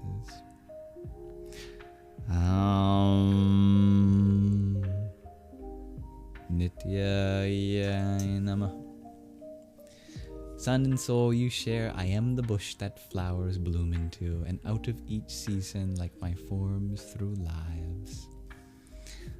Ah, you know what that deserves? Little ding ding. Thank you for saying something like that. So beautifully poetic. Alright, thank you everyone for exploring this question of the day together. Oh, you add, dear Samra, like a garden, the more love we give, the more we grow.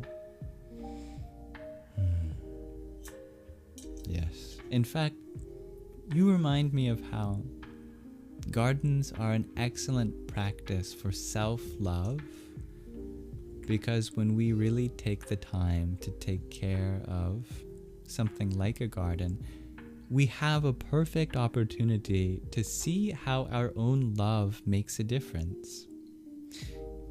If without you, a flower wouldn't bloom, that says a lot about you and your light.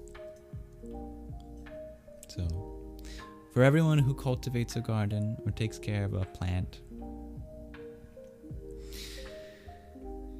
I hope you never forget that as your plant thrives, it is a reminder of just how much love and goodness you have to offer this world, and that there is a part of this world that is receptive to your grace. And thank you, Sadak, for your roses. Oh my goodness, many of them.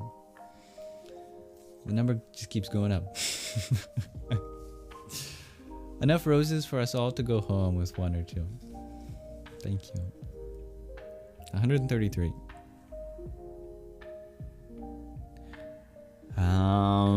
Sadyojatam prapadyami sadyojataya vai namo namah. Bhave bhave nati bhave bhavaswamam bhavodbhavaya namah.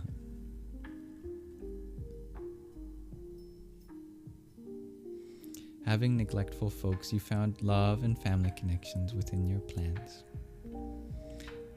I love that for you, dear Mutant Jen. The ding ding makes you so happy, dear Orby. A nice little sound.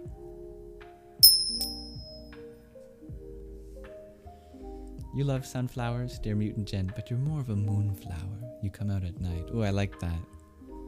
Yeah. A good flower in terraria to make potions out of. Welcome, dear Tanya. May you find relief from your stress. Kyle, you keep trying to grow a lemon tree in Canada. You've attempted 3 years and they usually die after winter. Very difficult but rewarding to learn about it. I was just talking to G about how I've never seen a citrus fruit here. I would love to just be able to pick a lemon or orange off a tree. Yeah, they thrive in climates where it's warm all year round. I learned from taking care of tulasi, which is also a tropical plant, that when their soil temperature drops too low, they can go into sleep and die, or force themselves to complete their life cycle prematurely. Something that you can do is buy what's called soil heating cables. I didn't even know that these existed, but they're quite cheap and inexpensive to run. It's basically just an extension cord that plugs back into itself, and so it's just this current of energy. Don't plug an extension cord into itself, but when you buy one from a distributor, you plant the soil heating cable in the ground around the roots of whatever you're trying to grow, and that should keep, a few centimeters, especially if it's well watered at a specific temperature. If you combine it with a temperature gauge or outlet to turn off when it gets too hot or turn on when it gets too cold. Many soil heating cables are self-regulated, so you might not need to worry about that. But yeah, that is one very effective way to grow things in your climate, even when the plant isn't native to there.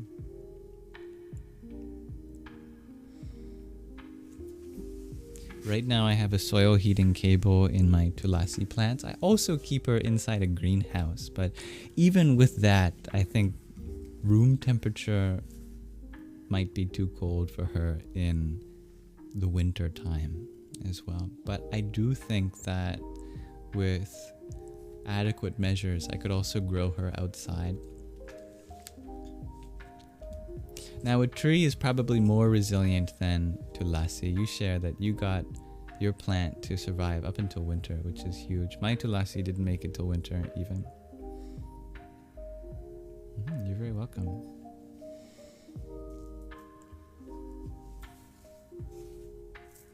Will I now talk more about Tulasi? Well, only if you want. She's doing well, I think, all things considered. I mean, I've had a lot of challenges with her, and in spite of all of that, she's doing quite well. She's growing very tall. I mean, I haven't measured, but I think she's like, I want to say like a few feet tall, maybe not quite 3 feet, no, but definitely like over 2 feet now. Tulasi is from the basil family of herbs. So imagine, those little basil plants that you get from the supermarket. They're only like this tall. Maybe you've seen a big one that's this tall, but like hers that I've been growing, they're like like this tall.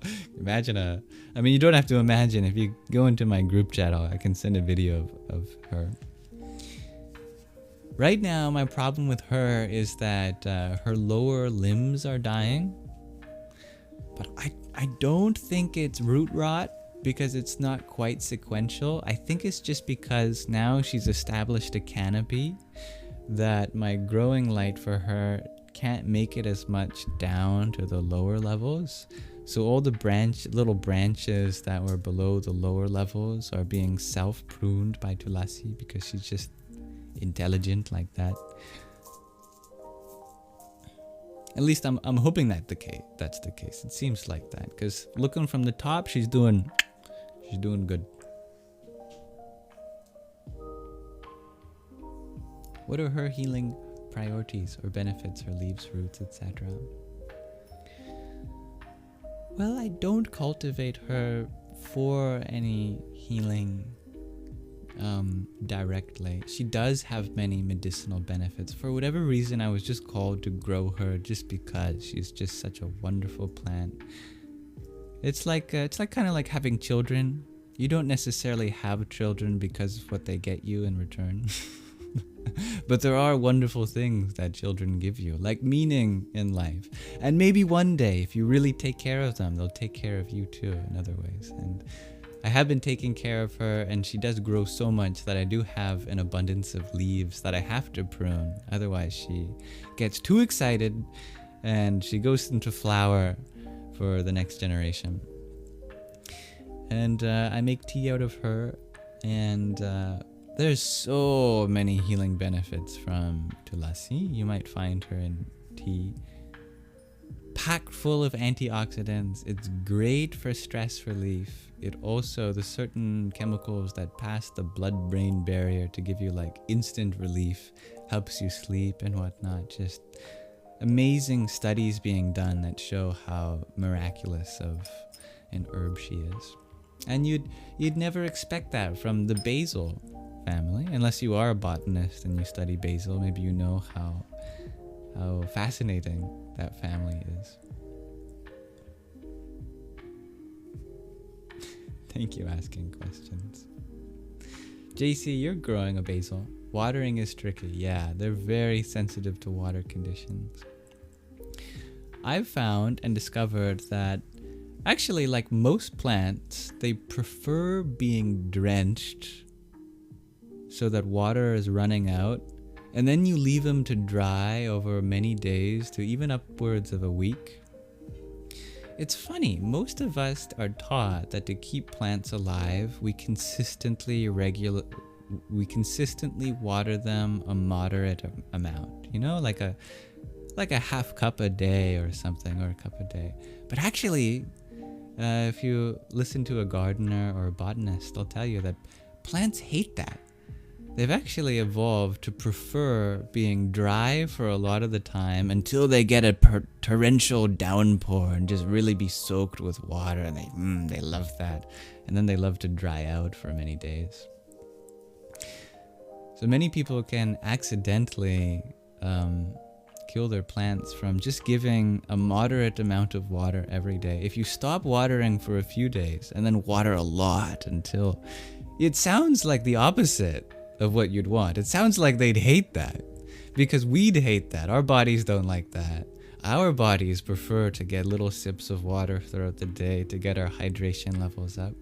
Doctors are telling us not to drink a bunch of water all at once, to just, slowly hydrate through the day. So you'd think that whatever small amount of DNA we share with plants, that they'd be like that too, because they're also mostly water. But no, we are different in that way, which is very interesting.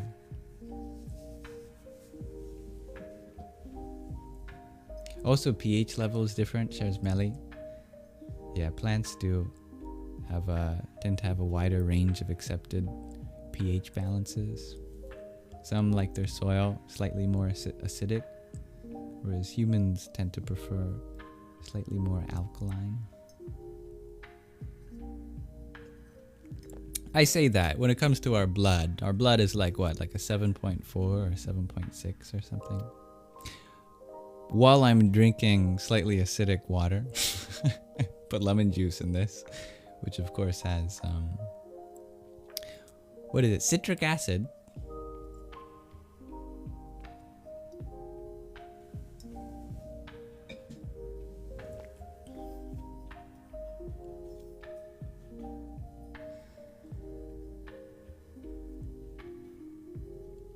Oh, gee, you shared that growing and caring to Lassie on your own is very rewarding. They attune to your energy while meditating. Yes, and you've had some interesting experiences involving that. Butin Jen, you ask, a lot of people ask you how you do it, how you grow. You're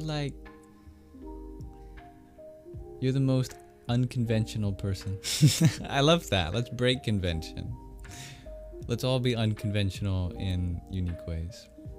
Yeah, I see that, dear G. Dacker. Drinking tea and honey for you, dear JC. Lovely. Melly, you share that lemon works to alkalize the body. I have heard that. I don't understand how that works, how something acidic can alkalize the body. But I'm sure there's some chemical reaction that makes it make sense.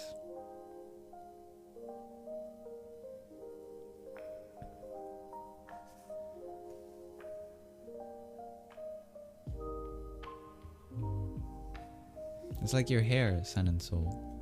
Yeah. Get it drenched and let it dry for a couple days. Maybe that's what we share with plants. Our hair is like its roots. And so how we take care of our hair is perhaps more comparable to how we take care of plants' roots. That makes sense to me. I was thinking the other day about how we tend to view plants, standing up out of the ground like we are, with something equivalent to their head and eyes being at the top of their body, in their flowers and leaves. But for me, if I think about it, you know, the central, like, the centralized intelligence of a plant, whatever its equivalent of its brain is in the seed, is in the root ball that's planted in the ground. So actually plants are like beings with their head plugged into the ground and the rest of their body sticking up into the world or into the air. They're like upside down that way. And then you look at it as though like a human's or an animal's nervous system extends down from their brain. That's just flipped for a plant. Their brain is in the soil, their nervous system extends outward. They're plugged into Gaia. And then the leaves and the flowers, that's their lungs and their reproductive organs, just sticking out there like that into the world. Don't try it at home. Or do try it at home, just don't try it out in public.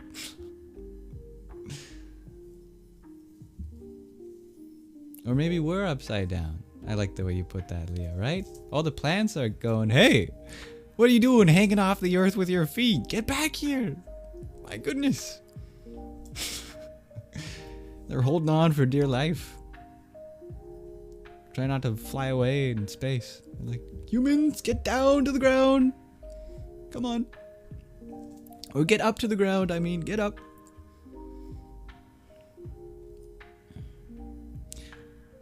Hello, dear Daleen. Venus flytraps are amazing to see, right? Carnivorous plants. Fascinating. Yeah. Although technically all plants are kind of carnivorous. Since we all return to the soil, the plants are like, yeah, I'll eat you. But I'll just be very patient about eating you. Most plants.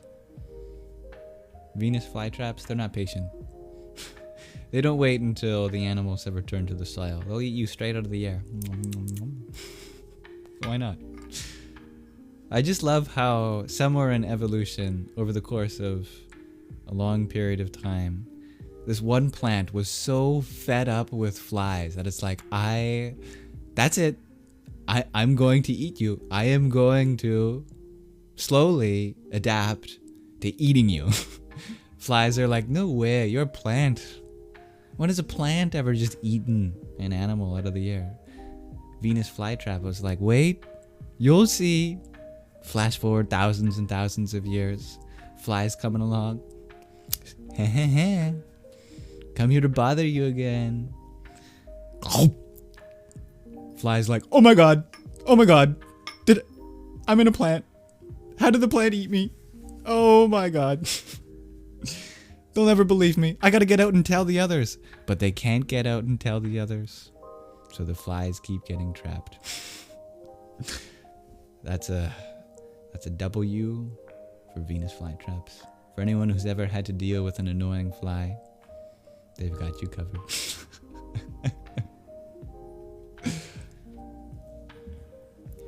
Thank you, Marcy, for your heart me.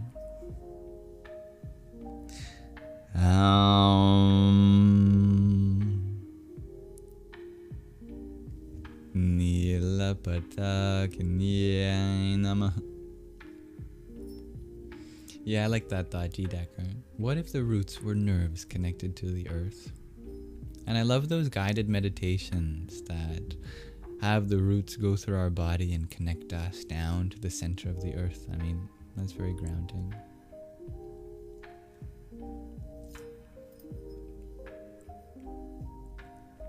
Yes, feet flowers. That's why they smell. Share sun and soul. That's right. Lotus feet.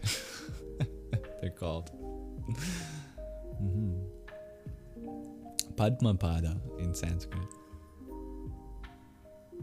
In fact, both the word for feet and lotus are the same in or the root for both feet, pada, and lotus, padma, in Sanskrit. They both come from the root pad, which I think is where we get the English word pad, like the lily pads of the lotus flower and the pads of our feet, pada and padma. In a Flame, you ask, what mantra could I recommend for a peaceful sleep? Well, I'll tell you the one or the pair of them that I've been using to sleep. In fact, even last night it helped me fall asleep, and my mind was quite active.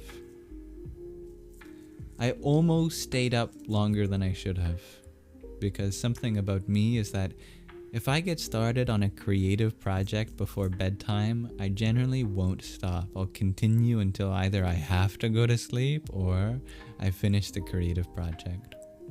Last night, a miracle occurred. Somehow or another, I told myself to go to bed before going too deeply invested into the creative project, and I actually went to my bed. Mind you, my mind was still pretty active from even that little entrance into this new creative idea I had. So I had to resort to a mantra to calm my mind. On the inhale, I timed the mantra Om Namah Shivaya to my breath. And on the exhale, I chanted Om Namah Shaktaye. These two mantras helped me fall asleep. Om Namah Shivaya, Om Namah Shaktaye. This is a pair of divinities, Shiva and Shakti. Shiva is our inner nature. Shakti is our outer nature. So when we breathe in, we can use the symbolism there to connect with our Shiva nature. Om Namah Shivaya. And when we exhale, we can use the symbolism there to connect with our Shakti nature. Om Namah Shaktaye.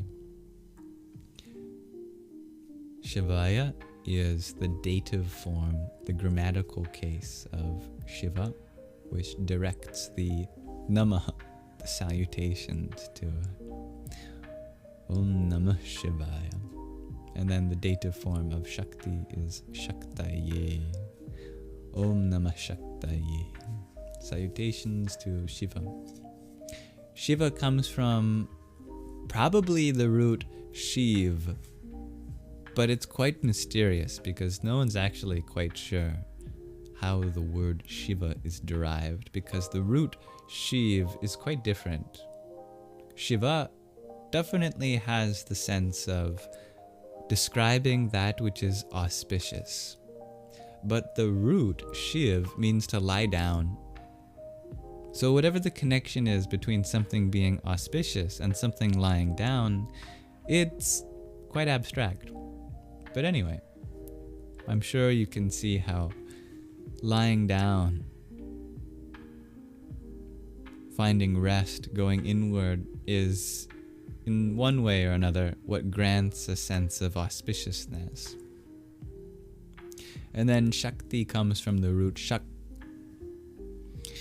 which means, there's actually a cognate in English. The word sake, like when you do something for the sake of something. Like, let's say I stand up to a bully for the sake of my self-worth. That sake is talking about a purpose, talking about a possibility, a potential that you are exploring. So that word sake in English is cognate with the root shak in Sanskrit, which means to be able to do something, to have the possibility. And Shakti is a name for the divine feminine, our outer form. Om Namah Shivaya, Om Namah Shaktaye. Mega Ultra Jesse, you share, you just count sheep jumping over a fence, and then you dress them. I love that. That's so much better than just counting sheep jump over a fence. Giving all of them their own dresses. That's beautiful. You're camping in the most beautiful spot right now. I love that.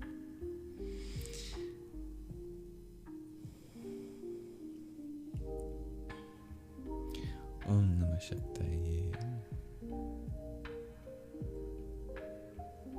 You're very welcome, dear sun and soul. Marcy, you share. You just rub your feeties together like a little cricket till you fall asleep. I sometimes do that too. Hello, Smoky Red. You had asked if I could please share a thought on anger.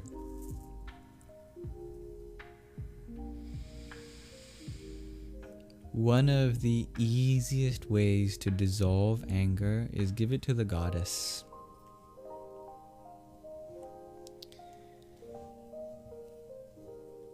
In Hinduism, there is a goddess of anger. And I love that because it empowers anger within the divine feminine. I feel like that's very much needed in this world today, right now. We tend to repress the anger within the feminine. But to give your anger to the goddess is one of the most powerful things you could do. There's actually many different names for this dimension of the goddess that is fueled by anger. And a very productive kind of anger that gets stuff done. Not for the purpose of crossing people's boundaries or hurting anyone, but for the purpose of setting boundaries and uplifting the vulnerable. That kind of divine, beneficent anger. Kali is probably the most fearsome form of that dimension of the goddess. In fact, it's quite common to chant a mantra to Kali whenever you're feeling angry, not to calm yourself down, but to give your anger to her. Because if we don't know how to channel the kind of anger that's helpful rather than hurtful, then we give it to one who can. Om Krim Kali Kaya Namah. You can almost sense in many of her mantras this deep kind of transference of passion. Om Krim Kali Kaya Namah. It's primal, it's primordial. Om Kali Maha Kali Kalike Parameshwari Sarvanandakari Devi Narayani Namostute. Om Kamalir Maha Kali Kaya Namah. And it grounds yourself in the process, it centers yourself. Now, if that idea is a little foreign, which I'm sure it will be to many, the general essence of handing off your own feelings to some higher self or higher power can be very relieving. Thank you for the rose, by the way. Om Krim Kali Kaya Namah. Good night, dear Anasak. Moana depicted this goddess well, in your opinion. I love that, Melly. Yeah, I do see the connection there. Maya, you share, you need guidance for your first year of college. Have fun. Have fun. Yeah. I learned so much more about myself in the first year of college than I did about anything I went to class for.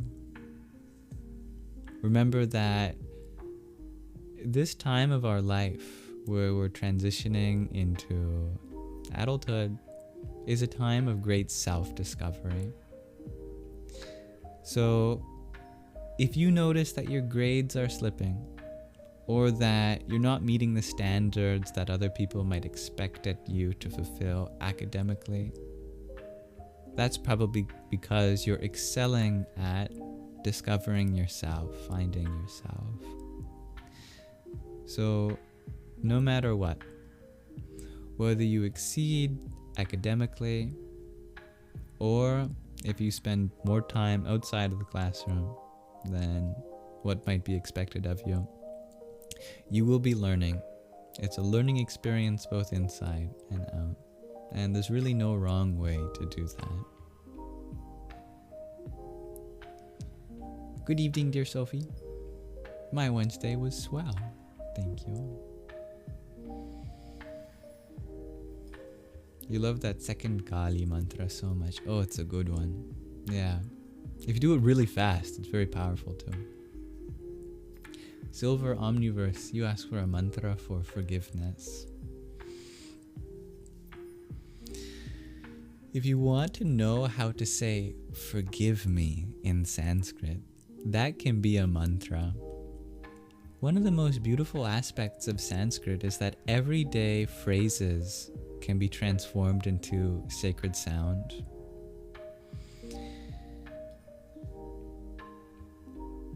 The word for to forgive in Sanskrit is kshamasva.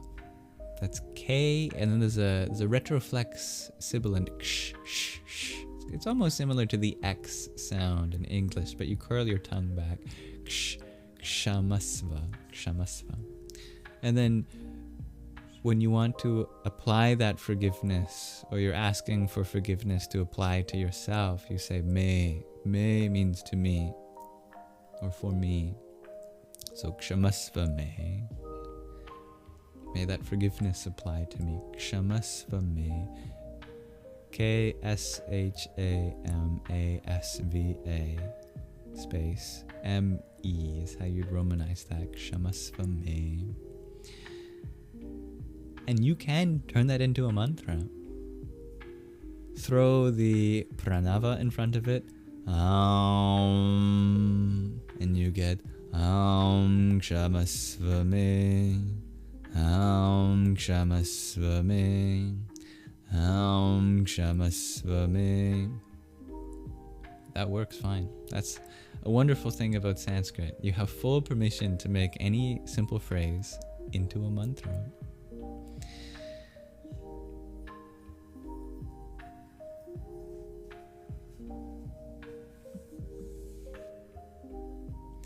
Dear Maya, you ask, how did I start this journey? I think I'm starting it with every morning. Every morning is a new beginning. You're very welcome, Smoky Red. I hope that's helpful to you. Leah, you ask, is there a book about mantras and their translations, or what books do I recommend? There are no shortage of books about mantras, but I'll tell you a little bit about how mantras come into existence. A mantra comes from the root man, which means to think. And it's even cognate with the English word mind, which of course has a lot to do with thinking. And then there's the suffix tra, T-R-A, which means it's a tool, adjective. Tool suffix. You create a tool out of whatever you attach it to, an instrument. So mantra literally means a tool of the mind, a mental tool. It's used to describe verses of spiritual scripture. Like how, for example, most people are familiar with the notation used in a Bible. For example, you crack open a Bible, there's numbers there. The first number describes the chapter. The second number describes the hymn or verse of that chapter. You can take that further. For example, many Sanskrit texts have 3 numbers, where the first number describes the book, the second number describes the chapter, and the third number describes the mantra. So many mantras are originally verses that can be found in different chapters of different spiritual scriptures or books. For example, I forget the number, it's actually on my whiteboard. From the 3rd book of the Rig Veda,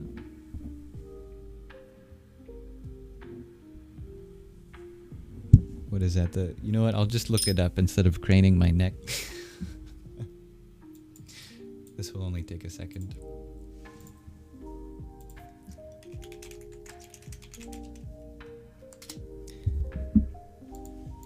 In the Rig Veda, which is a very ancient spiritual scripture, in the 3rd book, the 62nd hymn, the 10th mantra, is known as the Gayatri mantra.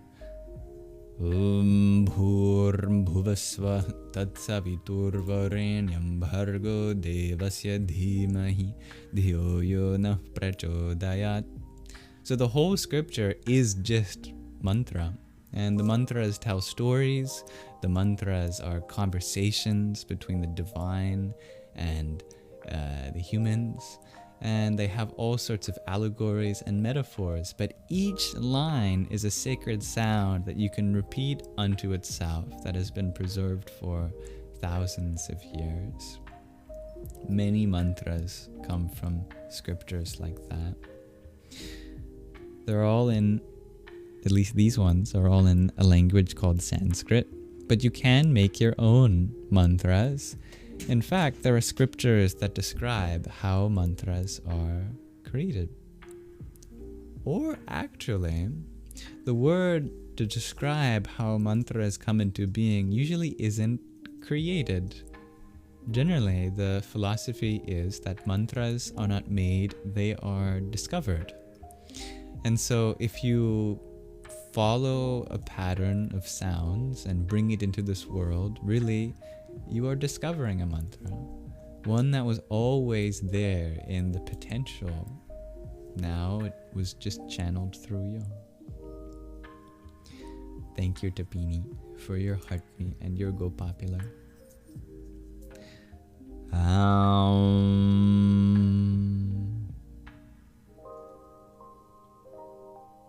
Vijaya Namah.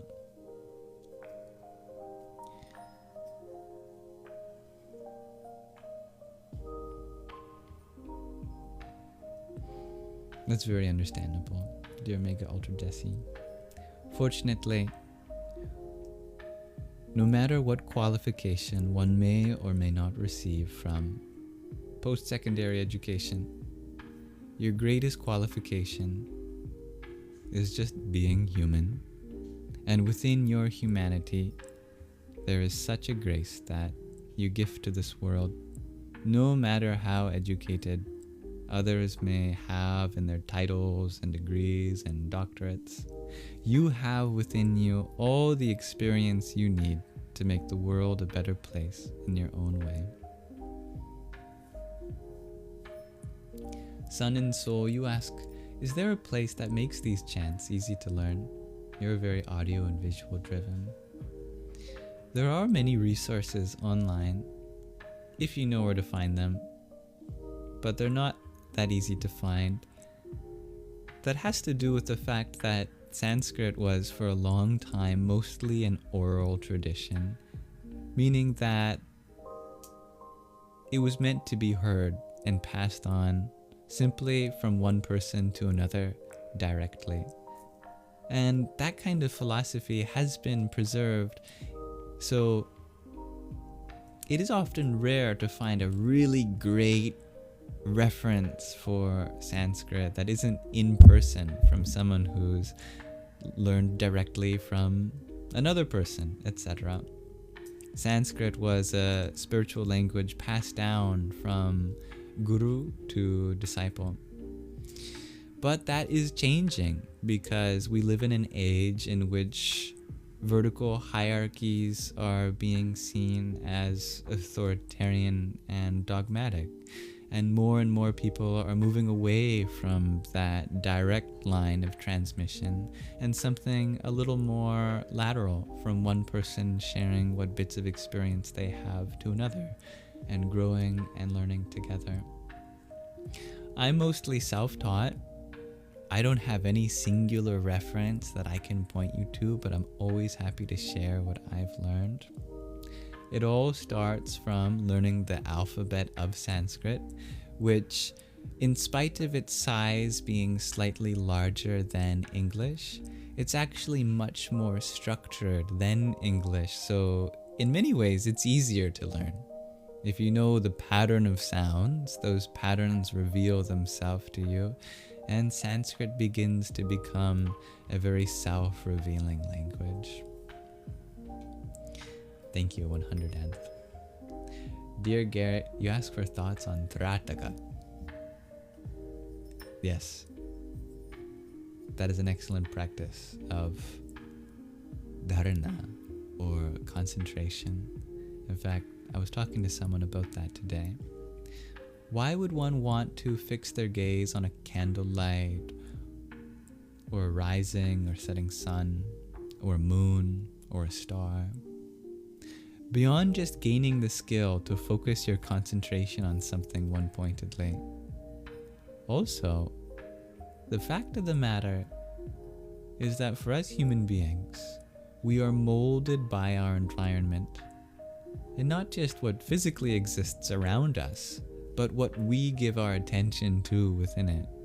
And so when we give our awareness, especially one-pointedly to something, we begin to give a kind of authority to that thing to make an impression on us, and for it to in many ways become an embodiment of who we are. So there's a kind of transference of form, or the energy behind that form, between you and whatever you stare at. That is to say, at a very deep level, what you concentrate on, you become. So if you find natural symbolism in a flame, or in the sun, or the moon, or a star, or anything for that matter, and you really observe it and give your awareness to it, you start to take on those qualities yourself. That is the power and practice of Trataka. Why would yogis spend hours just looking at something, zoning out? It's because there's a kind of becoming. They are becoming through what they give their attention to. Silver Omniverse's cat says hello. Well, to Silver Omniverse's cat, I say, Dear Edwin, thank you for your heart meji.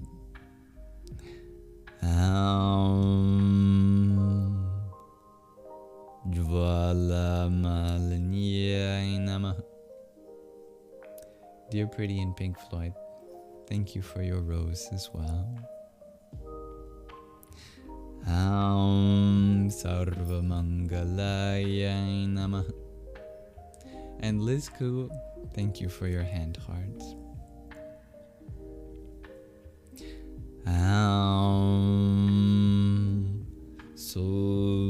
Sumaya Namah. Just to let everyone know, I think we will wrap the live stream up in the next 30 minutes or so. But before we do so, dear Ak, you have a very interesting question. Is it so that the more one transcends their ego or jiva or ahankara, we meet less defensive people or people stuck in their ego? You're asking, is the way we treat our own sense of self mirrored in the people that come our way? And yeah, there's absolutely, I've noticed that things that we seem to struggle with in our sense of self, the universe gives those people in abundance, which is a blessing and a curse. If there's some insecurity that we have or some unhealthy relationship with a part of ourselves, there will be people in our life that force us to be in contact with that part of ourselves, whether we realize it's a part of ourselves or not. And for as long as we don't realize that it's a part of ourselves, and of course that we're going to have these people in our life, nonetheless, a light shines the brightest in the dark. And when one becomes healthier and happier within themselves, they also become an offering to the world. And we offer ourselves to those that are stuck in the quagmire of the darkness of themselves too. So we don't just escape these people after finding more security within ourselves either. It's just that the more we become comfortable with those parts of ourselves, the more we become comfortable with them too. And the more of a reflection for their growth we can hope to role model in our growth too. Thank you, Varga, for your heartbeat.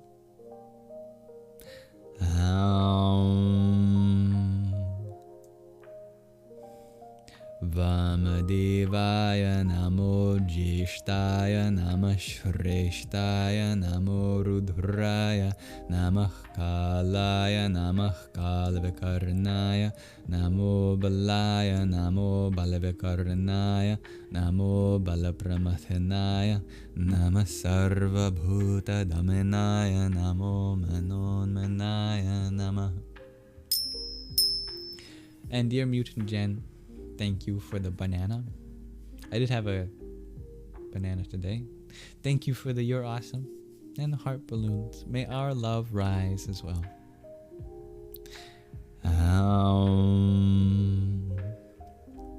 Aghorebhyo taghorebhyo aghore tarebhya sarvatah sarva sarvebhyo namaste rudra rupebhya.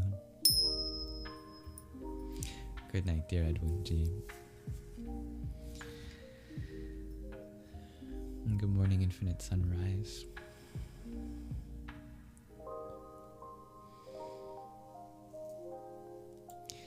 So, thank you everyone for coming to this live stream. If you want to stick around for a little meditation session, you are welcome to. We'll just begin it momentarily. We haven't done one of these kind of meditations in a while. So I like to open up this scripture whenever I'm needing inspiration for a new mantra. Today we are returning to the ancient Kamika Agama, which is a Dravidian scripture from the indigenous population of South India, but it's in Sanskrit. And the second chapter describes the meanings and other associations of the individual sounds in the Sanskrit alphabet. We've gone through most of them so far, but we haven't gotten yet to the sound pa. It's very close, if not transcribed identically with the English letter P, pa. And I'll show the mantra on screen now. However, there is a slight nuance that I'll get to in a second. Nonetheless, let me tell you about its other associations. Number one is its color. All the sounds in Sanskrit have their own color, and the color of pa is said to be white. It's also associated with a deity responsible for rainmaking, Parjanya, an ancient Vedic deity said to bring rains, and sometimes very forcefully. So you could translate Parjanya to the storm breaker. I think from a root par, which means to break, and janya, which means to generate. So Parjanya is the one who generates a breaking, like a breaking of the same kind of breaking of a storm. The full mantra is Om Pam Parjanyaya Namah. And the last association it has is with the ability to make the rain come. Whether or not this is literal or not, I'll let you experience that yourself. There are much symbolisms to be found in making it rain. But some pronunciation pointers, and here's where the nuance comes in. Sanskrit differentiates between aspirated and non-aspirated consonants. The pa sound is non-aspirated, but English speakers tend to over-aspirate their p's.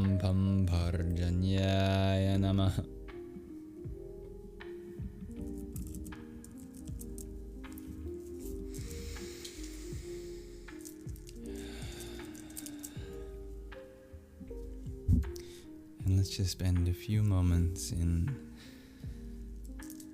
the field left over from that chanting, feeling a sensation of rain trickle down from the tops of our heads, down our spine. Feel the current of, say, a divine river washing over us.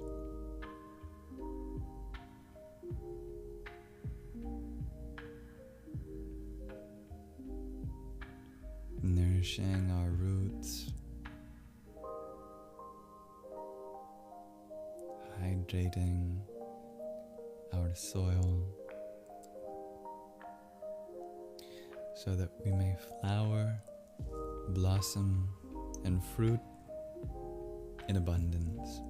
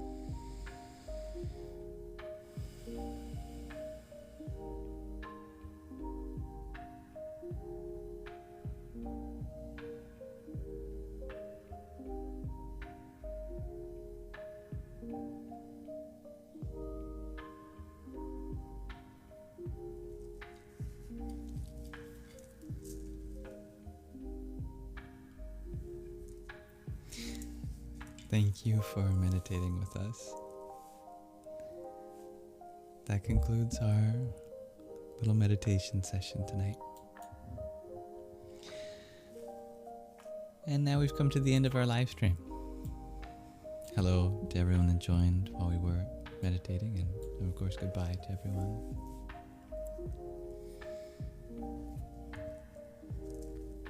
Hello, dear Gabriel.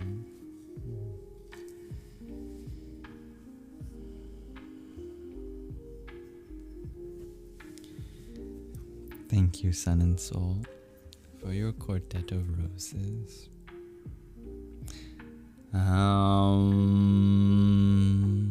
Tatpurushaya vidmahe mahadevaya dhimahi tanno rudra prachodayat.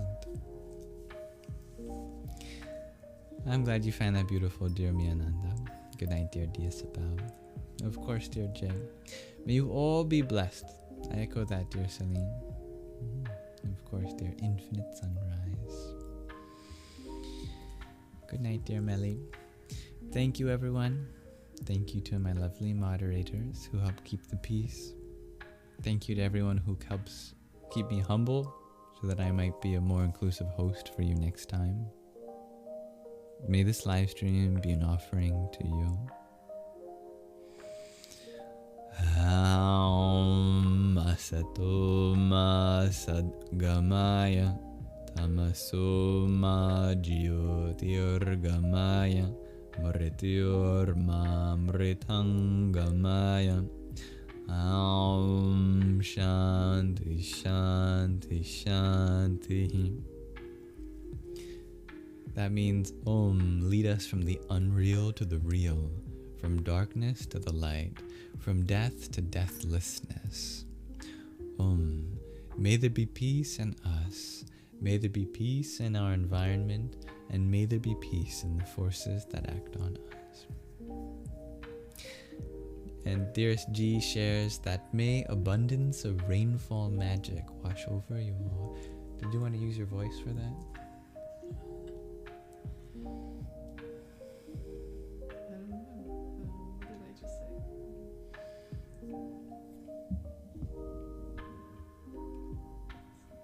There, it's on the screen. Everyone knows it. Yeah. May the abundance of rainfall magic wash over you all. You're so quiet. Really? Yeah. May the abundance of rainfall magic wash over you all. That's better. Namaste. Namaste. That's cute.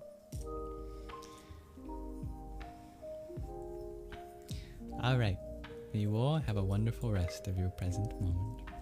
I'm going to, of course, upload this video onto my YouTube channel, Yam Socks Lives, and clip out the meditation and the reading that we did and put them in their own designated playlists too. You're welcome to check that out.